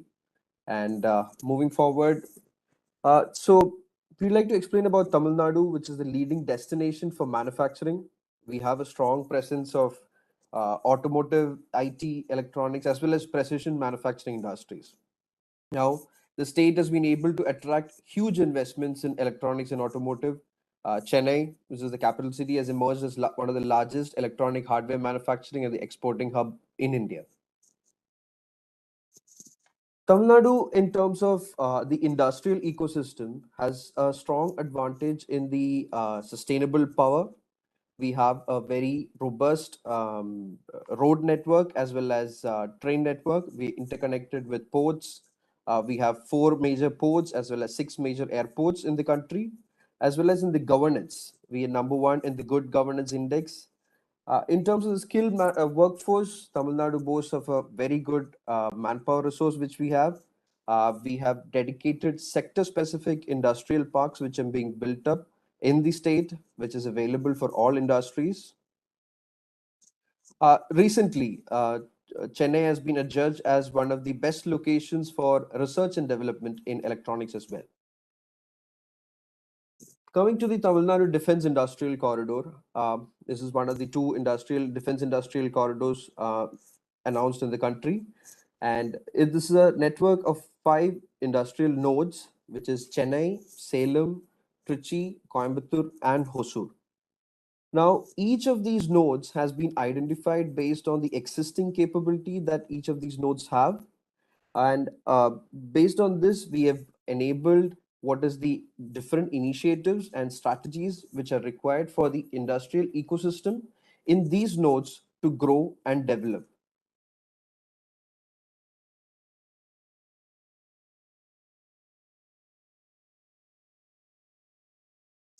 In terms of our advantages in aerospace and defense, we have almost 700 plus suppliers to DPSUs in the state.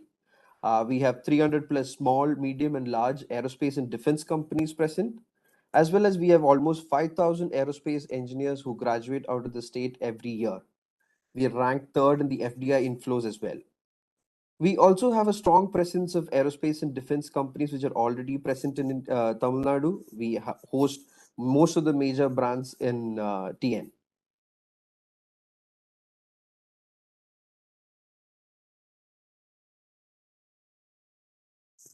In terms of the corridor strategy for development of the defense manufacturing ecosystem, Tamil Nadu already has a well-developed ecosystem in terms of the automobile and electronics, which we are looking to transition it from the automotive to the aerospace and defense, as well as enable the MSMEs who are already there in the aerospace and defense sector to move up the global as well as national supply chain. It has to transition itself into a major platform manufacturing units.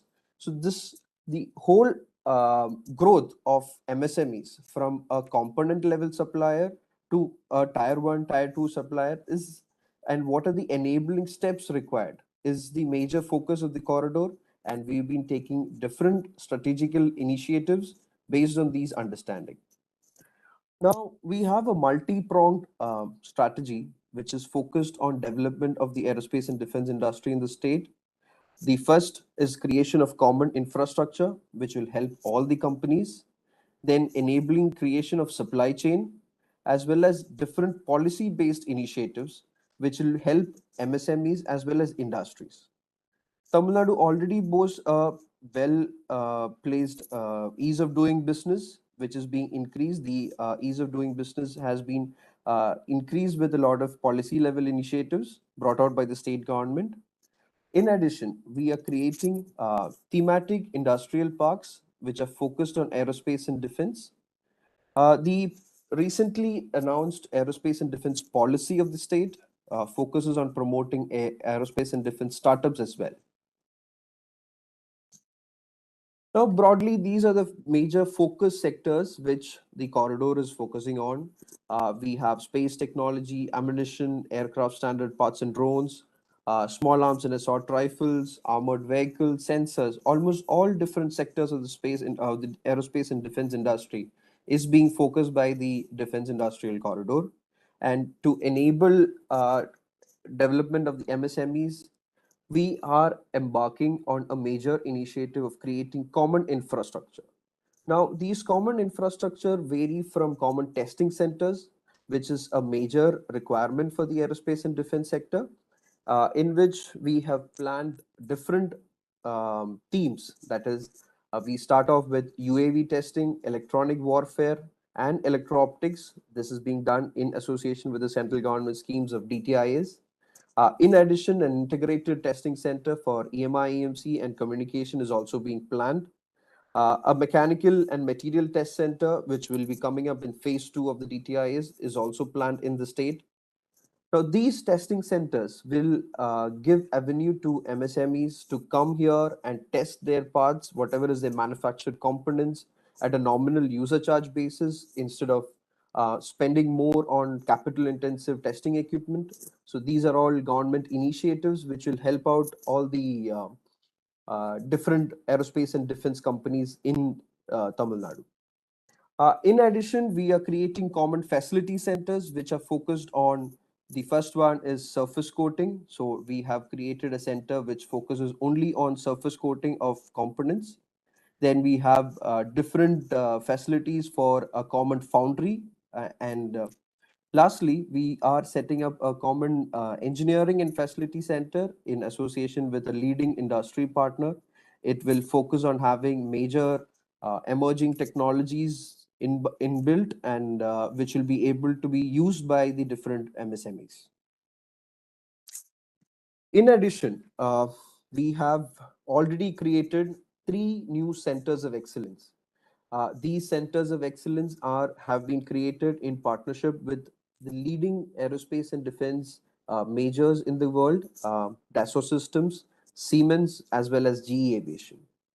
Now, these three centers of excellence focus on different emerging technologies in the manufacturing. Dassault Systems focusing on virtual engineering and design, Siemens focusing on the Industry 4.0 as well as automation, GE Aviation, which focuses on additive manufacturing and the development of aero engine components. These are all being set up in association with these global OEMs by the government of Tamil Nadu. These offer different services for MSMEs, startups, and different industries who wish to use these facilities. And we would be charging on the basis of whatever is a nominal user charge. And all the industries are welcome to come and use these facilities. These have been recently inaugurated by the Honorable CM of Tamil Nadu, and these are all commissioned and fully functional at this moment. Now, all these three centers of excellence have been established in Chennai.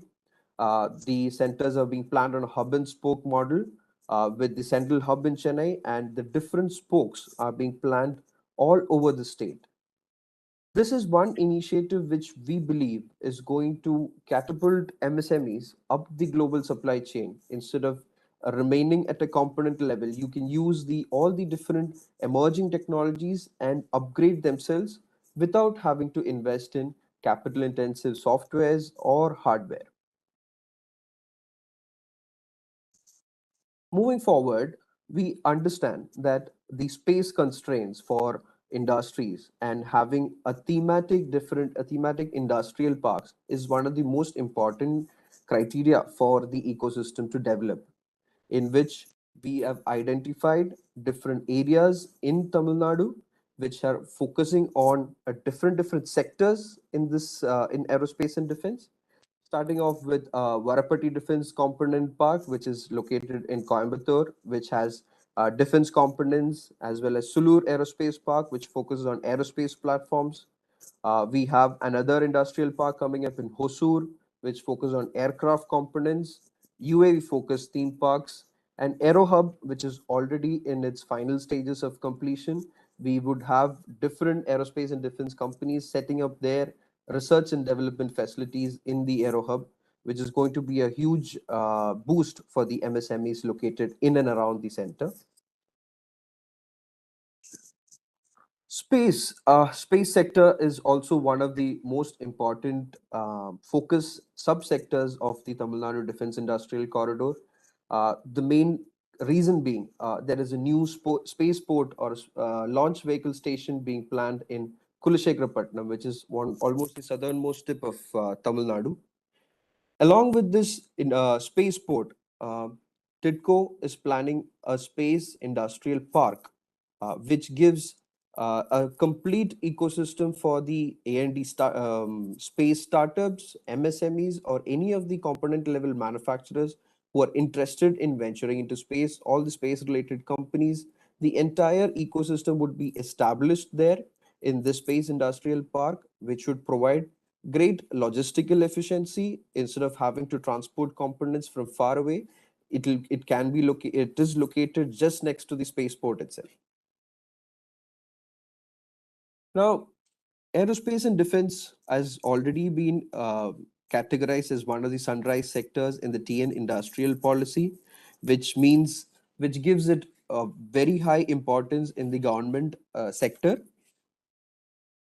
Recently, in addition to the TN industrial policy, Tamil Nadu has come out with its own aerospace and defense industrial policy, which focuses on the various incentives that are being provided to the different companies, different MSMEs who are interested to set up their units in the state, as well as already existing MSMEs.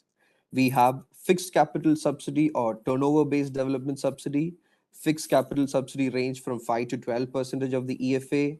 We have equity financing, which is one of the major differentiating factors which Tamil Nadu has with respect to the other states, with TIDCO, Tamil Nadu Industrial Development Corporation, being able to have equity participation as part of JV projects. That is one of the major advantages that the state offers. There are a lot of other incentive supports also with land allotment subsidy. We have 50% cost reimbursement on expenditure on IP creation. We have grants for IDEX winners. We have skill development subsidy, interest subvention. And also, we have a major component being a special structured package and a special incentives for IOPs and anchor industries, where the industries and the government can have a mutual discussion and come to an arrangement on the various incentives that can be offered. We have 50% on quality and product certification subsidy, as well as we focus on subsidies for the human resource development also. We have 48,000 rupees per annum per employee working on the service sector projects approved by the DAP 2020.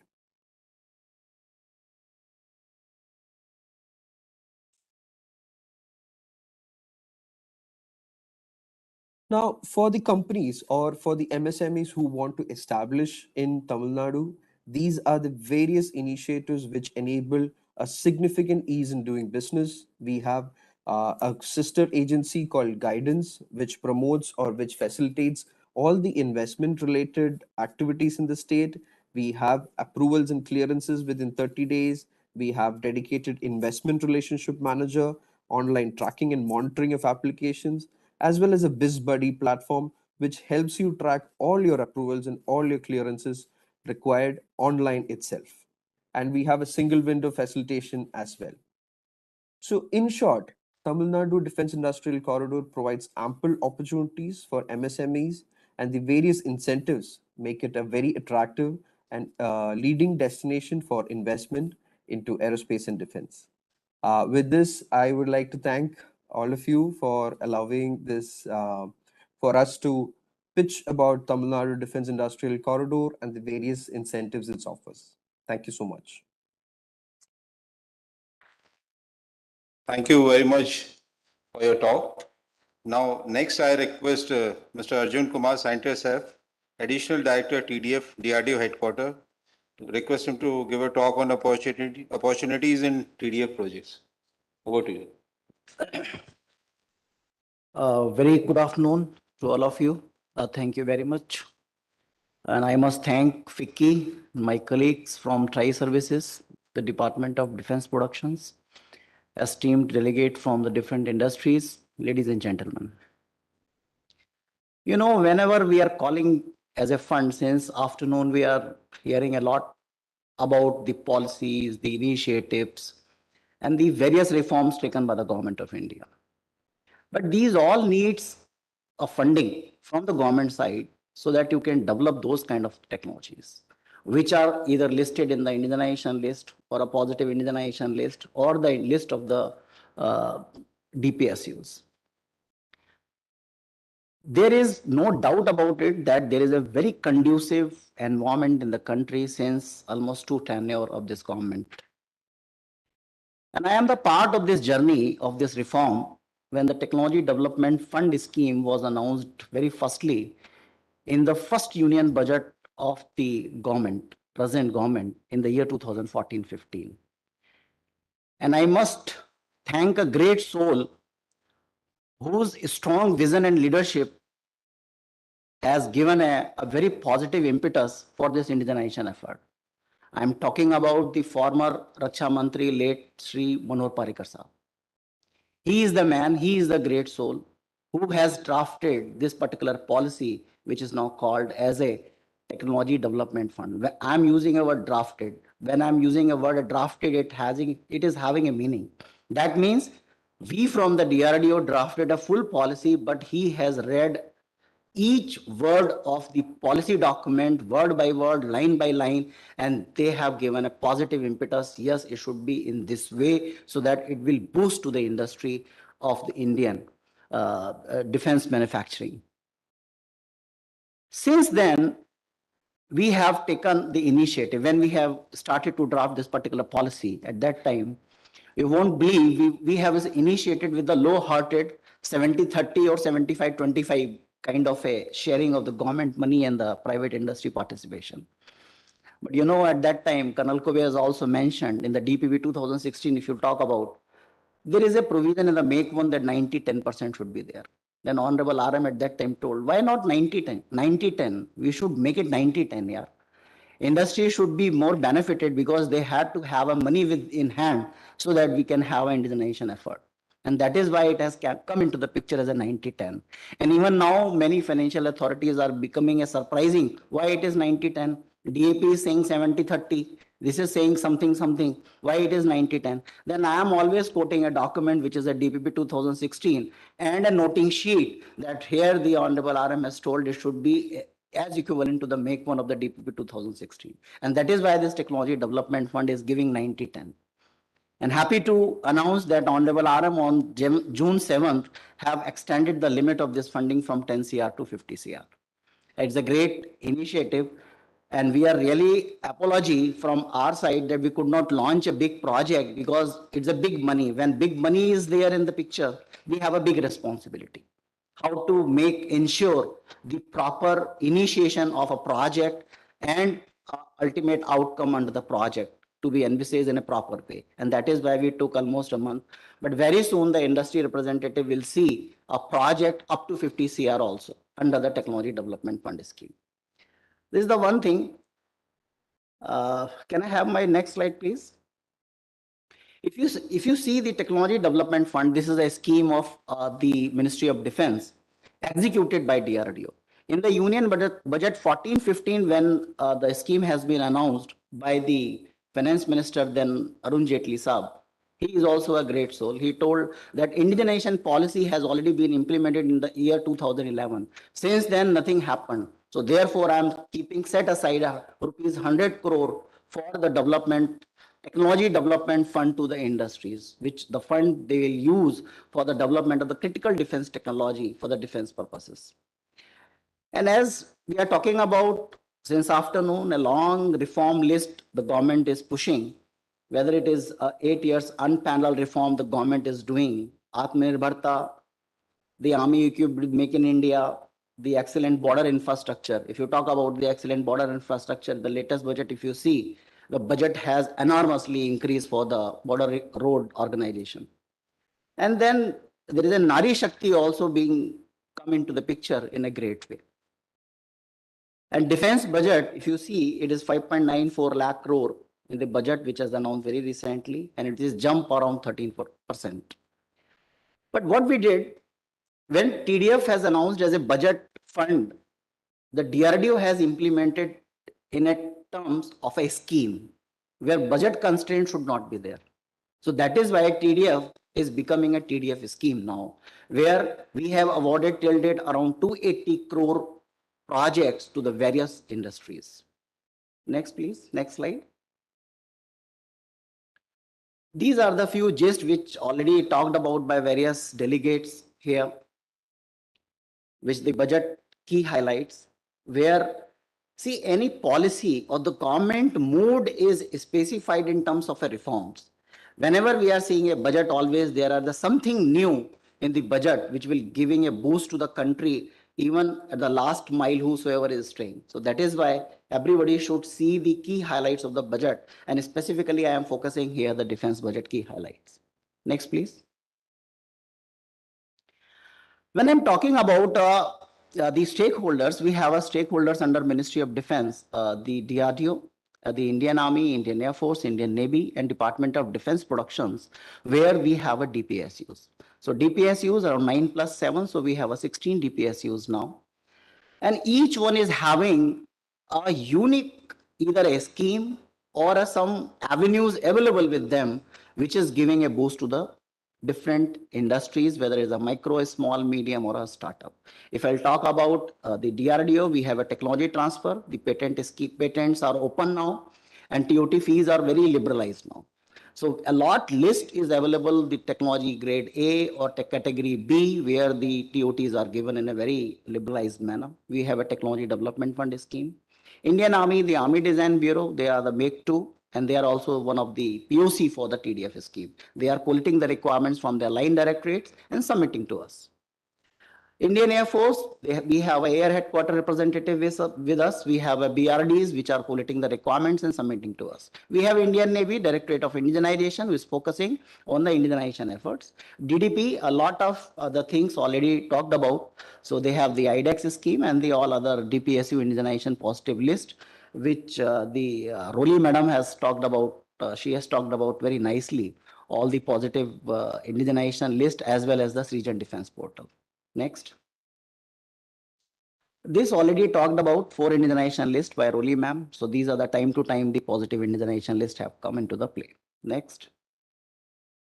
These are the various documents. Whenever you talk about any help from the MOD, you should be thorough about the process, procedures, and the kind of a policy document. And it is very important to study the DAP 2020 or the Army Design Bureau, which they are listing time to time their statement of cases or statements where we are focusing on the different kind of a technology, whether you talk about the indigenization roadmap, Indian Air Force plan, or Directorate of Indigenization, Indian Naval Indigenization plan.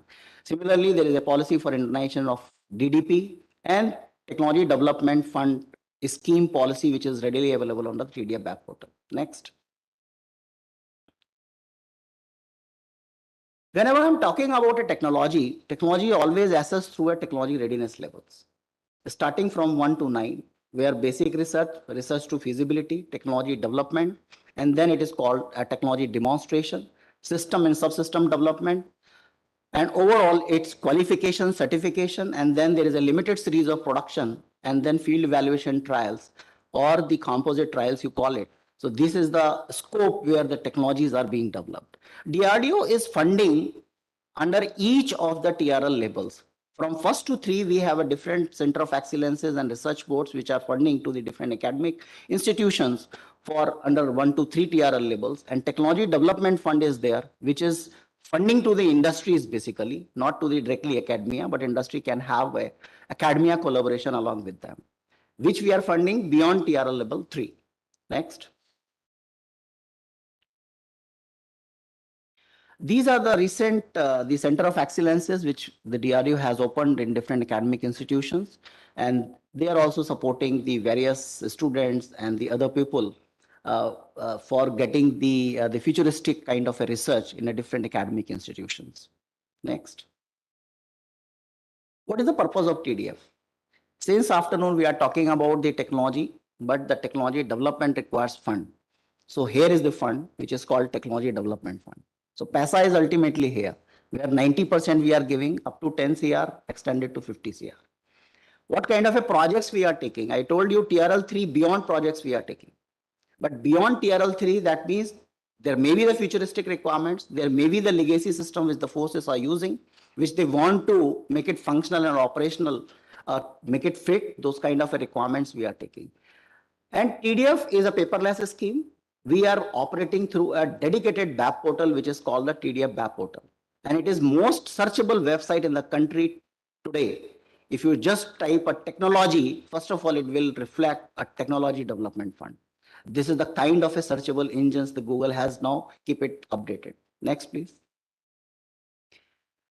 Website is tdf.drdo.gov.in. You register here. Already you can see the figure here. 5,155 industries have been registered since the start of this TDF scheme. 1,759 experts have been registered. Where I'm calling an expert, whenever you are a domain expertise, you can register yourself as an expert. And then around 254, the fund we have sanctioned, this number has increased now. And 164 technology, this number is also increased now because many projects have sanctioned. And under each project, one technology we are not developing is a series of technologies which we are developing. Next. Here you have to log in, email, password, and then just log in. You will get the OTP. You will be registered onto the TDF BAP portal. After that, there is a second level. The updation you have to do, you have to register your company with your proper documentation. In what field you are working, what is the domain expertise, whether you want to register in the category of the micro, small, medium, or you want to register as a startup. So those all fields are there. So 2 level of the registration process is there. And once this process is over, you will be registered Indian registered company onto the TDF BAP portal. And once you are registered, you will get all updated information as and when the project will come onto the TDF BAP portal for the development of the technology. Or you may be eligible for getting the 90% funding for the development of that particular component, spares, assembly, sub-assembly, or even now with the 50 CR, we are going to launch even bigger platforms also. Next. Even till today, we have two projects open under the project design and development of the buoyant cable antenna for the Indian naval platform and IRNSS based the timing acquisition and the dissemination system. So two projects are still open. Any industry belongs to this particular stream, they can apply under the TDF platform. Next. Funding, as I already talked about, up to 50 CR, eligibility, any industry, micro, small, medium, large, or startups also, they can also register. R&D collaboration. The beauty of this particular scheme is what? If one industry is having a capability of the CFD, my colleague Mr. Abhishek Jain from Geos Numerics, he is one of the awardee of the TDF project. And very successfully they have delivered and developed a technology which I will talk about now. And he is one of the awardee. So there the beauty is that they are the CFD fellow. They have collaborated one of the industry, which is the composite industry, and they both have in consortium taken a project which is a development of composite material seawater pump for the Indian naval platforms. So that means we are allowing one industry can collaborate with two more industry and one academia, or even more academia also. If you want, you can take, but as a consortium, 1 + 2 + 1, this kind of a combination, you can participate under the TDF scheme, and one industry will be the lead industry. We are not directly giving a projects to the academy under the TDF scheme. We have other avenues for that, but TDF is funding to only industries and to the lead industry. And here we have a fixed number because the company like Geos Numerics, they are so competent enough. Similarly, many industries are applying in many of the projects and they are finding themselves as a competitive and qualifying. So therefore, the government has taken a decision that we will give only 2 projects at a time. Let them finish one, we will give another one. Presently, this company, Geos Numerics, they are handling 3 projects of TDF. One they have completed, 2 they are having in hand. So this is this thing. Duration, till date we have around 24 months, but with the extended budget limit, we have 4 years. Next. How we are going about it? We are just putting the advanced planning and requirement we are collating from all my MOD partners, TRI services, DPSUs, and the DRDO also. We are doing the feasibility study. We are opening the requirements on the TDF BAP portal, asking the proposals from the industries, evaluating, and then shortlisting. Next. Yeah, please. We have a dedicated committees who are doing all the evaluations and shortlisting of the industry. Here, the beauty, just I would like to tell you here, that under each of the project we are funding to the industry, there is a dedicated team of minimum 10 people from the MOD side who will give you a technical handholding, along with the certification agency on board with you. They will guide you, mentor you, and will take you at that particular level where you can make your product as a global export benchmarking product. That is the beauty of this particular project monitoring and mentoring group, which is assisting the industry since the start of the project to the final. That is the beauty. Next. We are evaluating the industry, their proposals on the 100 marks evaluation criteria, and 60% is the final and scoring marks on which they will be qualified. Next. This I already talked about. The budget enhancement has done on June last year. Next. We have another scheme, one is called Dare to Dream, where also we are taking the startup to select under the open challenge like IDEX scheme. And finally, we are giving a TDF project to bring the technology to the next level. We have one of the representative from the industry, Kai Stat. He was Dare to Dream. He is here. He has Dare to Dream winner under the TDF, the DRDO scheme. And now he is doing a 2 TDF projects under the DRDO TDF scheme. Next. Next. We have many projects like Indian Army. If I'll talk about, we are developing the exoskeleton. We have the Mandarin projects. We have the different drones projects we are developing under the TDF. Next. We have Indian Air Force, many projects. They have many legacy systems where they want to keep their system fit, and we are developing those kind of the requirement for the existing functioning. One technology we just I will be talking about the Airing K218 video processing switching module. It is an item which we have developed under the TDF, which will be used in all the fighter aircraft futuristic, and it is a global export item. And already the industry is getting a huge number of inquiries from the different nations. Next. We have many naval projects which we are developing under the TDF. Whether one project which the geosnumerics has successfully done is the composite material seawater pump already installed on INS Kolkata, INS Delhi, and the successfully done. And very soon the Indian Navy is going to have the orders to the geosnumerics, I hope. And we are pursuing continuously. Next. LCA Tejas, one Mark II MCA, we are developing a lot many the line replacement units under the TDF. Next. If I'll talk about the Maharashtra industry, we have a series of industries who have participated under the TDF. Very recently, the GenCoder, they have also got the project and we are developing many more. In fact, Maharashtra, the Bombay and the Pune zone, the industries are very active and they're participating very efficiently under the TDF scheme. Almost 7 or 8 industries are from this zone. Next. Very recently awarded projects to the under the TDF. Next. New initiative, we are working on deep tech also, the many technologies. Next. Next. Next. Next. Yeah, this is the very recent. Just I want to take 1 minute. Under this project, if you see, we have developed under the Technology Development Fund a very unique drug, first time in the country. And in fact, we are the maybe the second or third in the globally. This is a nuclear warfare medicinal, which is going to be used as a decontamination of the cesium and thallium. And one of the company we have supported under the Technology Development Fund scheme, and the background work has been done by the DRDO lab. And this technologies has been developed and matured. And very recently, we got the approval from the DCGI, CEDESCO, which is the Central Drug Standard Control Organization. And they have given the marketing and manufacturing of this drug. So India will be the country which is having its own nuclear drug. If anything happen or any incident, even in their premises, we have our own drug now. And we are going to start the manufacturing and marketing of this.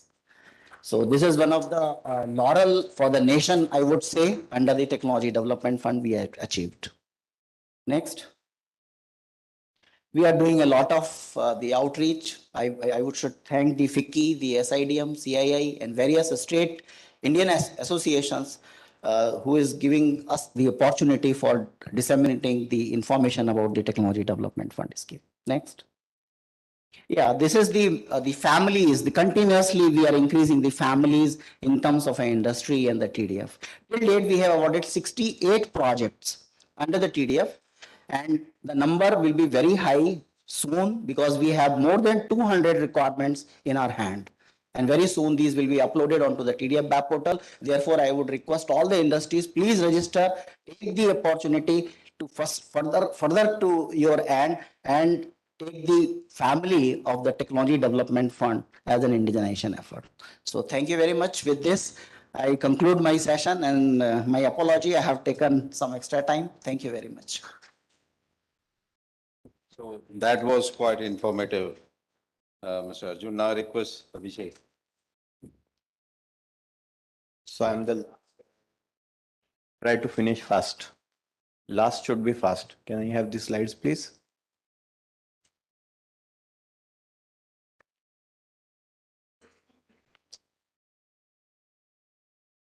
The second file, yeah.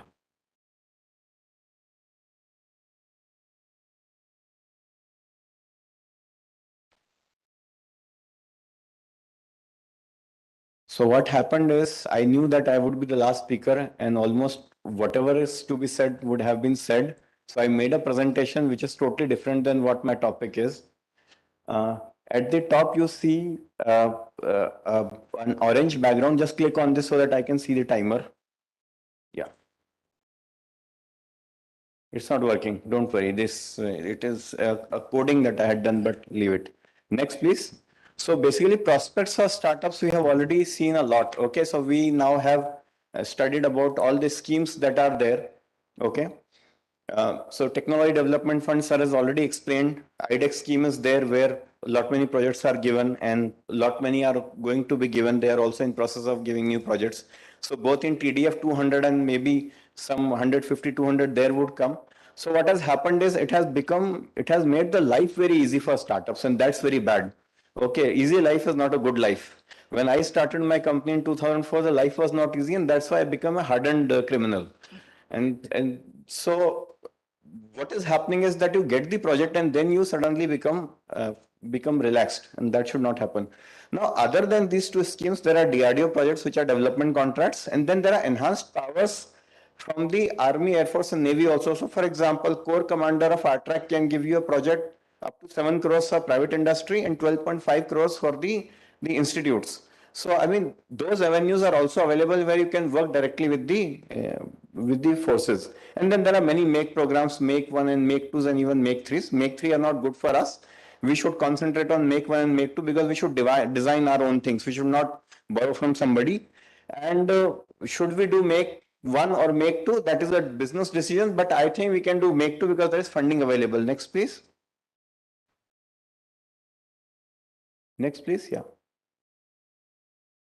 So funding is not a problem nowadays. So we heard presentation from Tamil Nadu. We also hear presentations from UP, but from Maharashtra, we don't hear a presentation. But Maharashtra is the actual state which is giving money to startups or MSMEs for funding. So there is a Maharashtra Defense and Aerospace Venture Fund located in Mumbai. And if you are a good startup with good founders, they give you a lot of money based on equity, not as a loan, which is very, very important. It's a Maharashtra government money managed by IDBI Capital. So people who are in need of money, they can go there. Funding up to 30 crores can be given, but also because they are connected with the government, a lot of handholding also is there for the startup. So that happens. And now many VC funds are available in the country, but they are a little reluctant to partner with defense startups because there is only one customer and there is a fluctuation in how the market goes up and down. But yes, they are there. And then there are strategic investors. I think Tungar sir has invested in many companies. And so you catch him after the tea and get money from him also.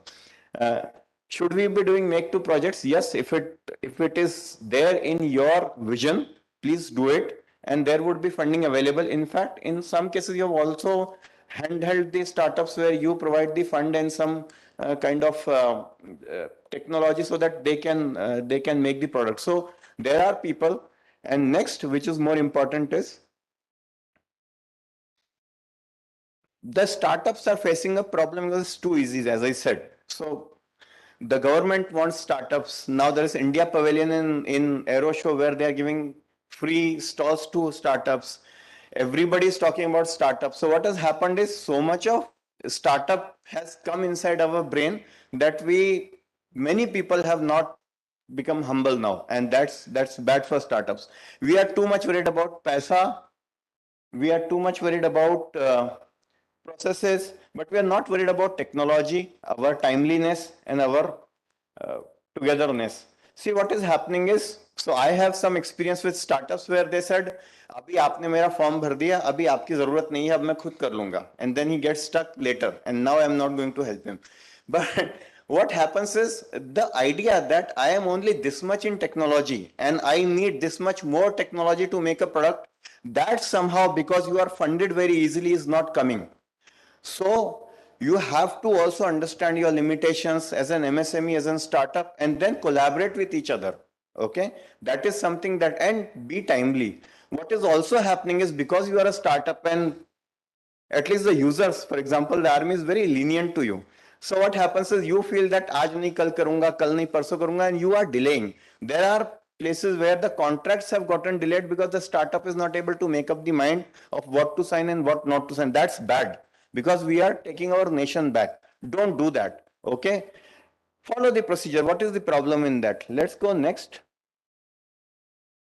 Now, there is an old versus new. In old times, so people who are not as young as me, or maybe as old as me, they would have seen this.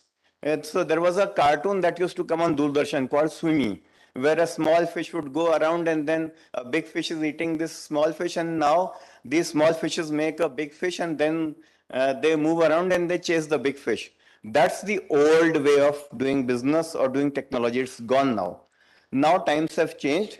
We need to collaborate and win. Collaborate with big people, collaborate with small people, collaborate with multiple people, as Arjun sir said. Collaborate with academia, two more industries, and you being lead, or sometimes the other guy is the lead. I have one project where I am the lead. The second project I have in TDF, where Godrej Aerospace is the lead. I am such a small company. Godrej is such a big ocean, but they have been kind enough to make us a lead. We did one project with Bharat Forge where they were a lead, and India's first air cycle machine has been designed by us, manufactured by Bharat Forge, and then it has been tested for some 70,000-80,000 RPM. Nobody can think of those RPMs happening on ground. So think about collaboration how. So what would happen is the days of Mr. Do All, मैं सब खुद कर लूंगा, are over. If you are there, you are soon going to die. Whether it's a big company, whether it's a small company, whether it's a startup. If somebody is thinking everything I will do in-house, he's going to die. No two thoughts about it. Even R&D can be and will be outsourced. People have outsourced their designs to me and they are manufacturing only on trust that this guy would not cheat me, and vice versa. I would also not get cheated and maybe get royalty after the thing gets sold. This is an age of collaboration, so actively seek partners. What also happens is startups, many people, they're sitting at the back thinking that people would come to them and then ask for collaboration. It does not happen that way. I am 18 years old in this industry, but still I carry my card and please can you partner with me? Let's do something together. If you don't have that humility, you are going to die soon.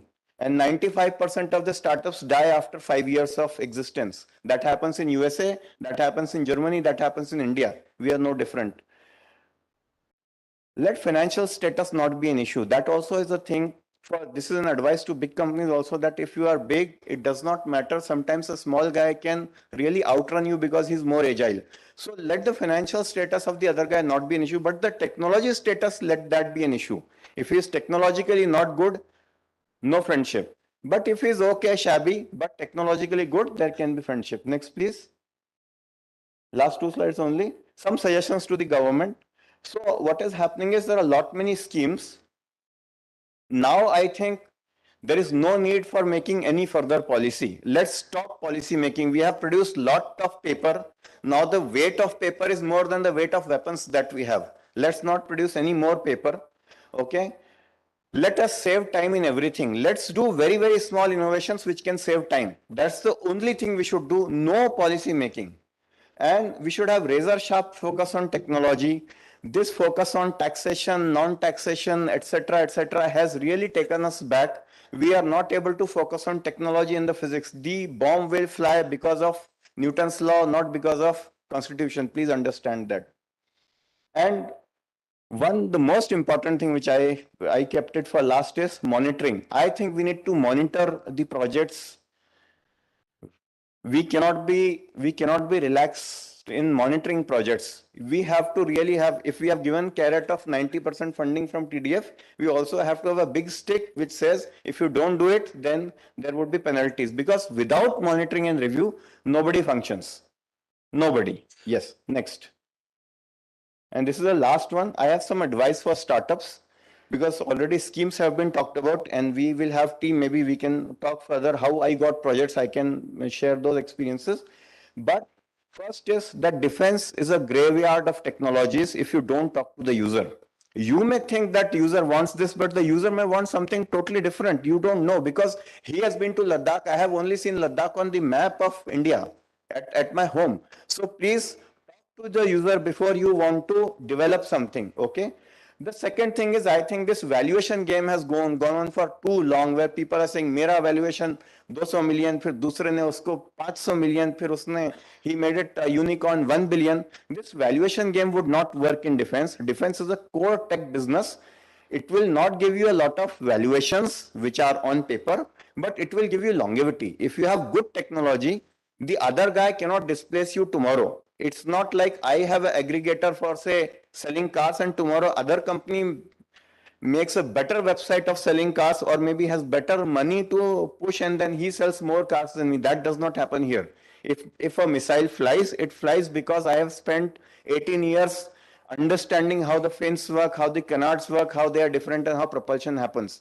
So please understand that here, this business is for longevity. This business is not for valuation. If you are in the game of valuation, please leave this kitchen. And in defense, you need to first sell your idea before you make the product. So have an idea, validate with the user, and then make the product. And please don't brag too much about the projects that you do. Most of the things in defense are confidential.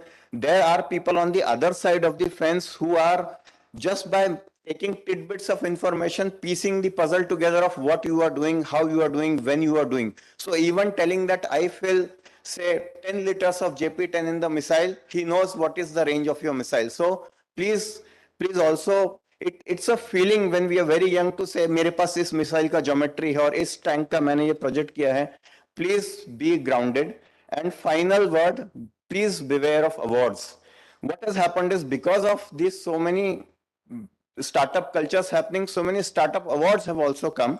And now there is young 30 by 30, 40 by 40, or 15 by 15, or so many awards. And then there are awards where you pay to the magazine, give 20,000, and he says, this is the 10 most upcoming company in this. Awards will not give you food. Food would be given by the work that you do. So even if you are getting an award, it's okay, but don't be very happy about those awards. Be happy about the purchase order. Thank you.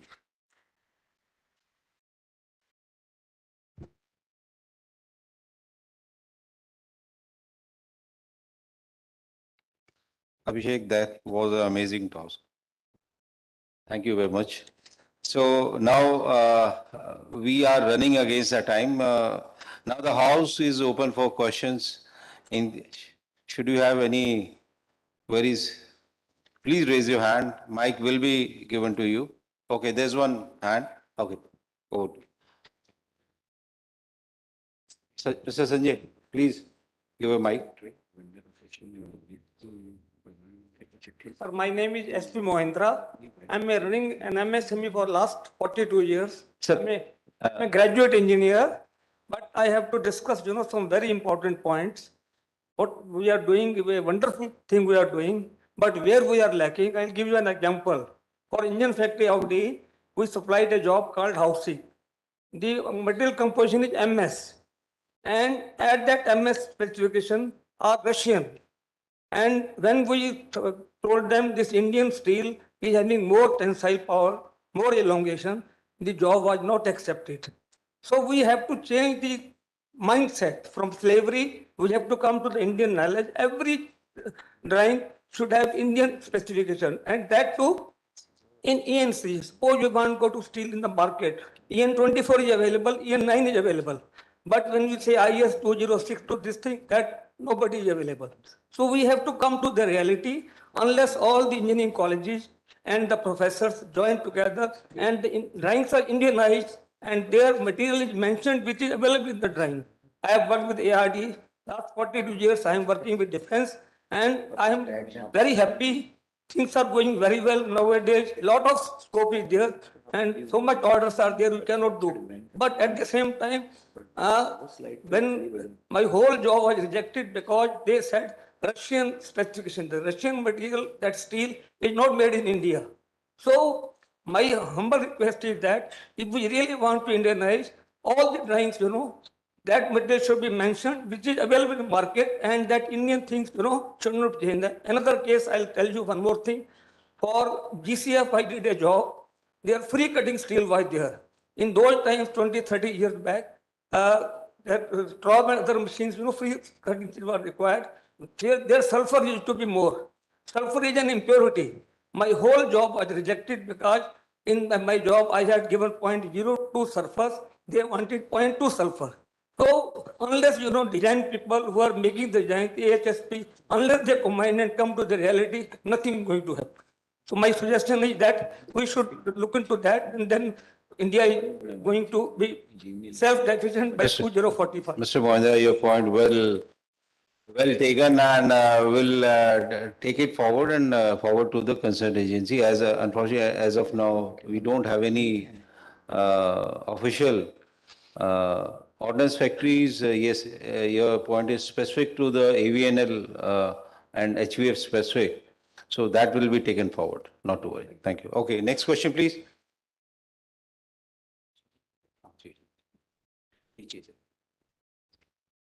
Sir, On behalf of Federation of Chakan Industries, I would like to give big thanks from my colleague Vinod Jain and Martin sir to the Department of Defense Production for your great step towards Atmanirbhar Bharat and Make in India.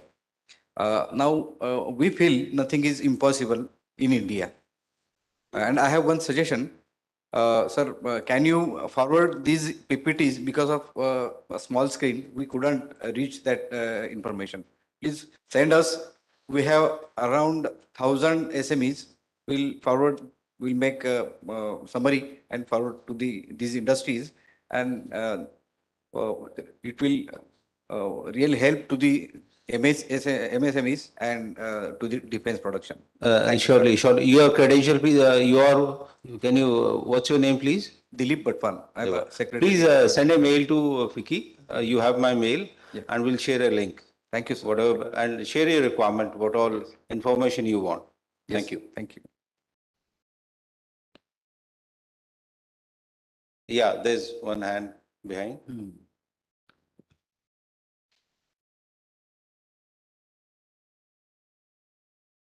Good evening, sir. I'm Commander Berry. I've retired from the Navy. So during my tenure, last 2 years of the Navy, I was working on a joint development between Israeli aerospace industries and the DRDO. We were working on a new missile system for the Navy.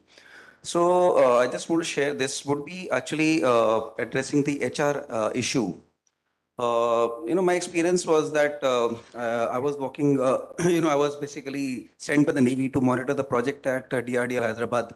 I was interacting with the DRDO, MOD, DRDO headquarters, Israel. We were working with Israel also. The IAI, it's a government organization in Israel, but they have a lot of self-discipline. So they, whenever we used to address some queries to Israel, we had a very good response. But, interaction with the Indian, MOD or the DPSUs or the, within DRDO also. We were trained in defense. We were subjected to very harsh discipline. So we used to, our reactions were quite okay, But then, to get reactions from the other side was slightly difficult. So we analyzed and, we found that in Israel, since, everybody is subjected to conscription, they, everybody goes through the military service. So which, probably ingrains better discipline in them.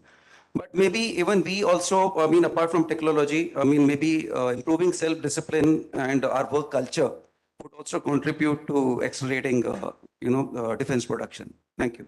Point well taken. Thank you.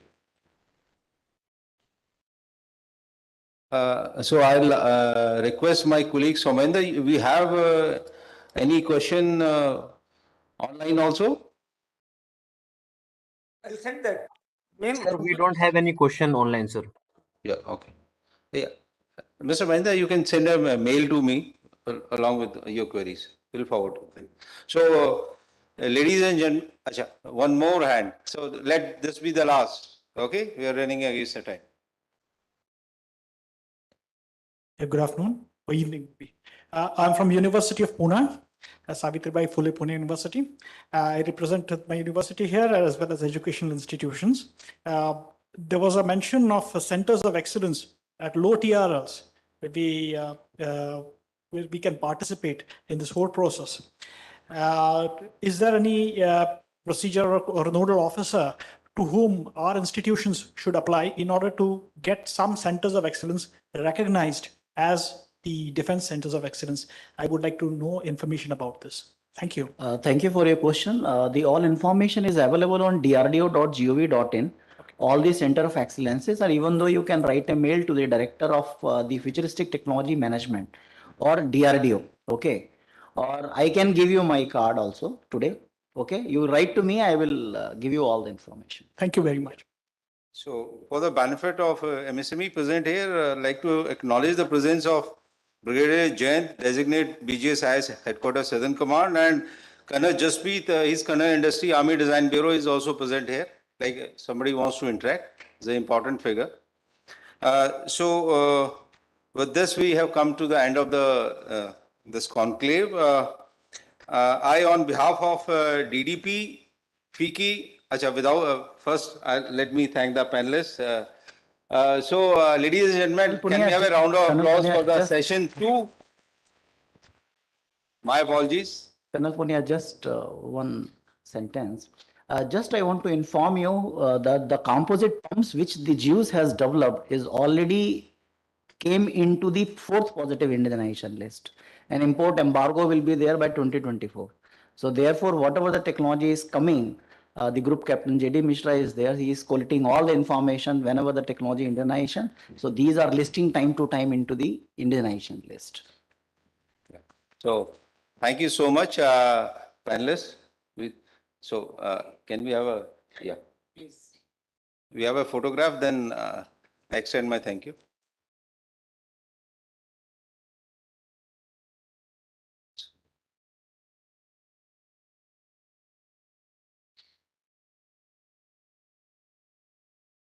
I have many photos. Please also. Then I have awarded a project. At that time also we have photos. Okay, thank you. Thank you. So, on behalf of Department of Defense Protection and FICCI, I extend a big thank you to the dignitaries present, online and offline, MSME present online and offline, and special thanks to Munition India Limited, Ammunition Factory Khadki, General Manager Mr. Hajari, General Manager Ammunition Factory Khadki, and his amazing team. Special mention to Joint GM Mr. Patel, Salkeji, Mishraji, and if extremely sorry if I forgot someone else. Thank you so much. And now we have a high tea onto your right. Request you to have a cup of tea. Thank you so much for your presence. Thank you so much.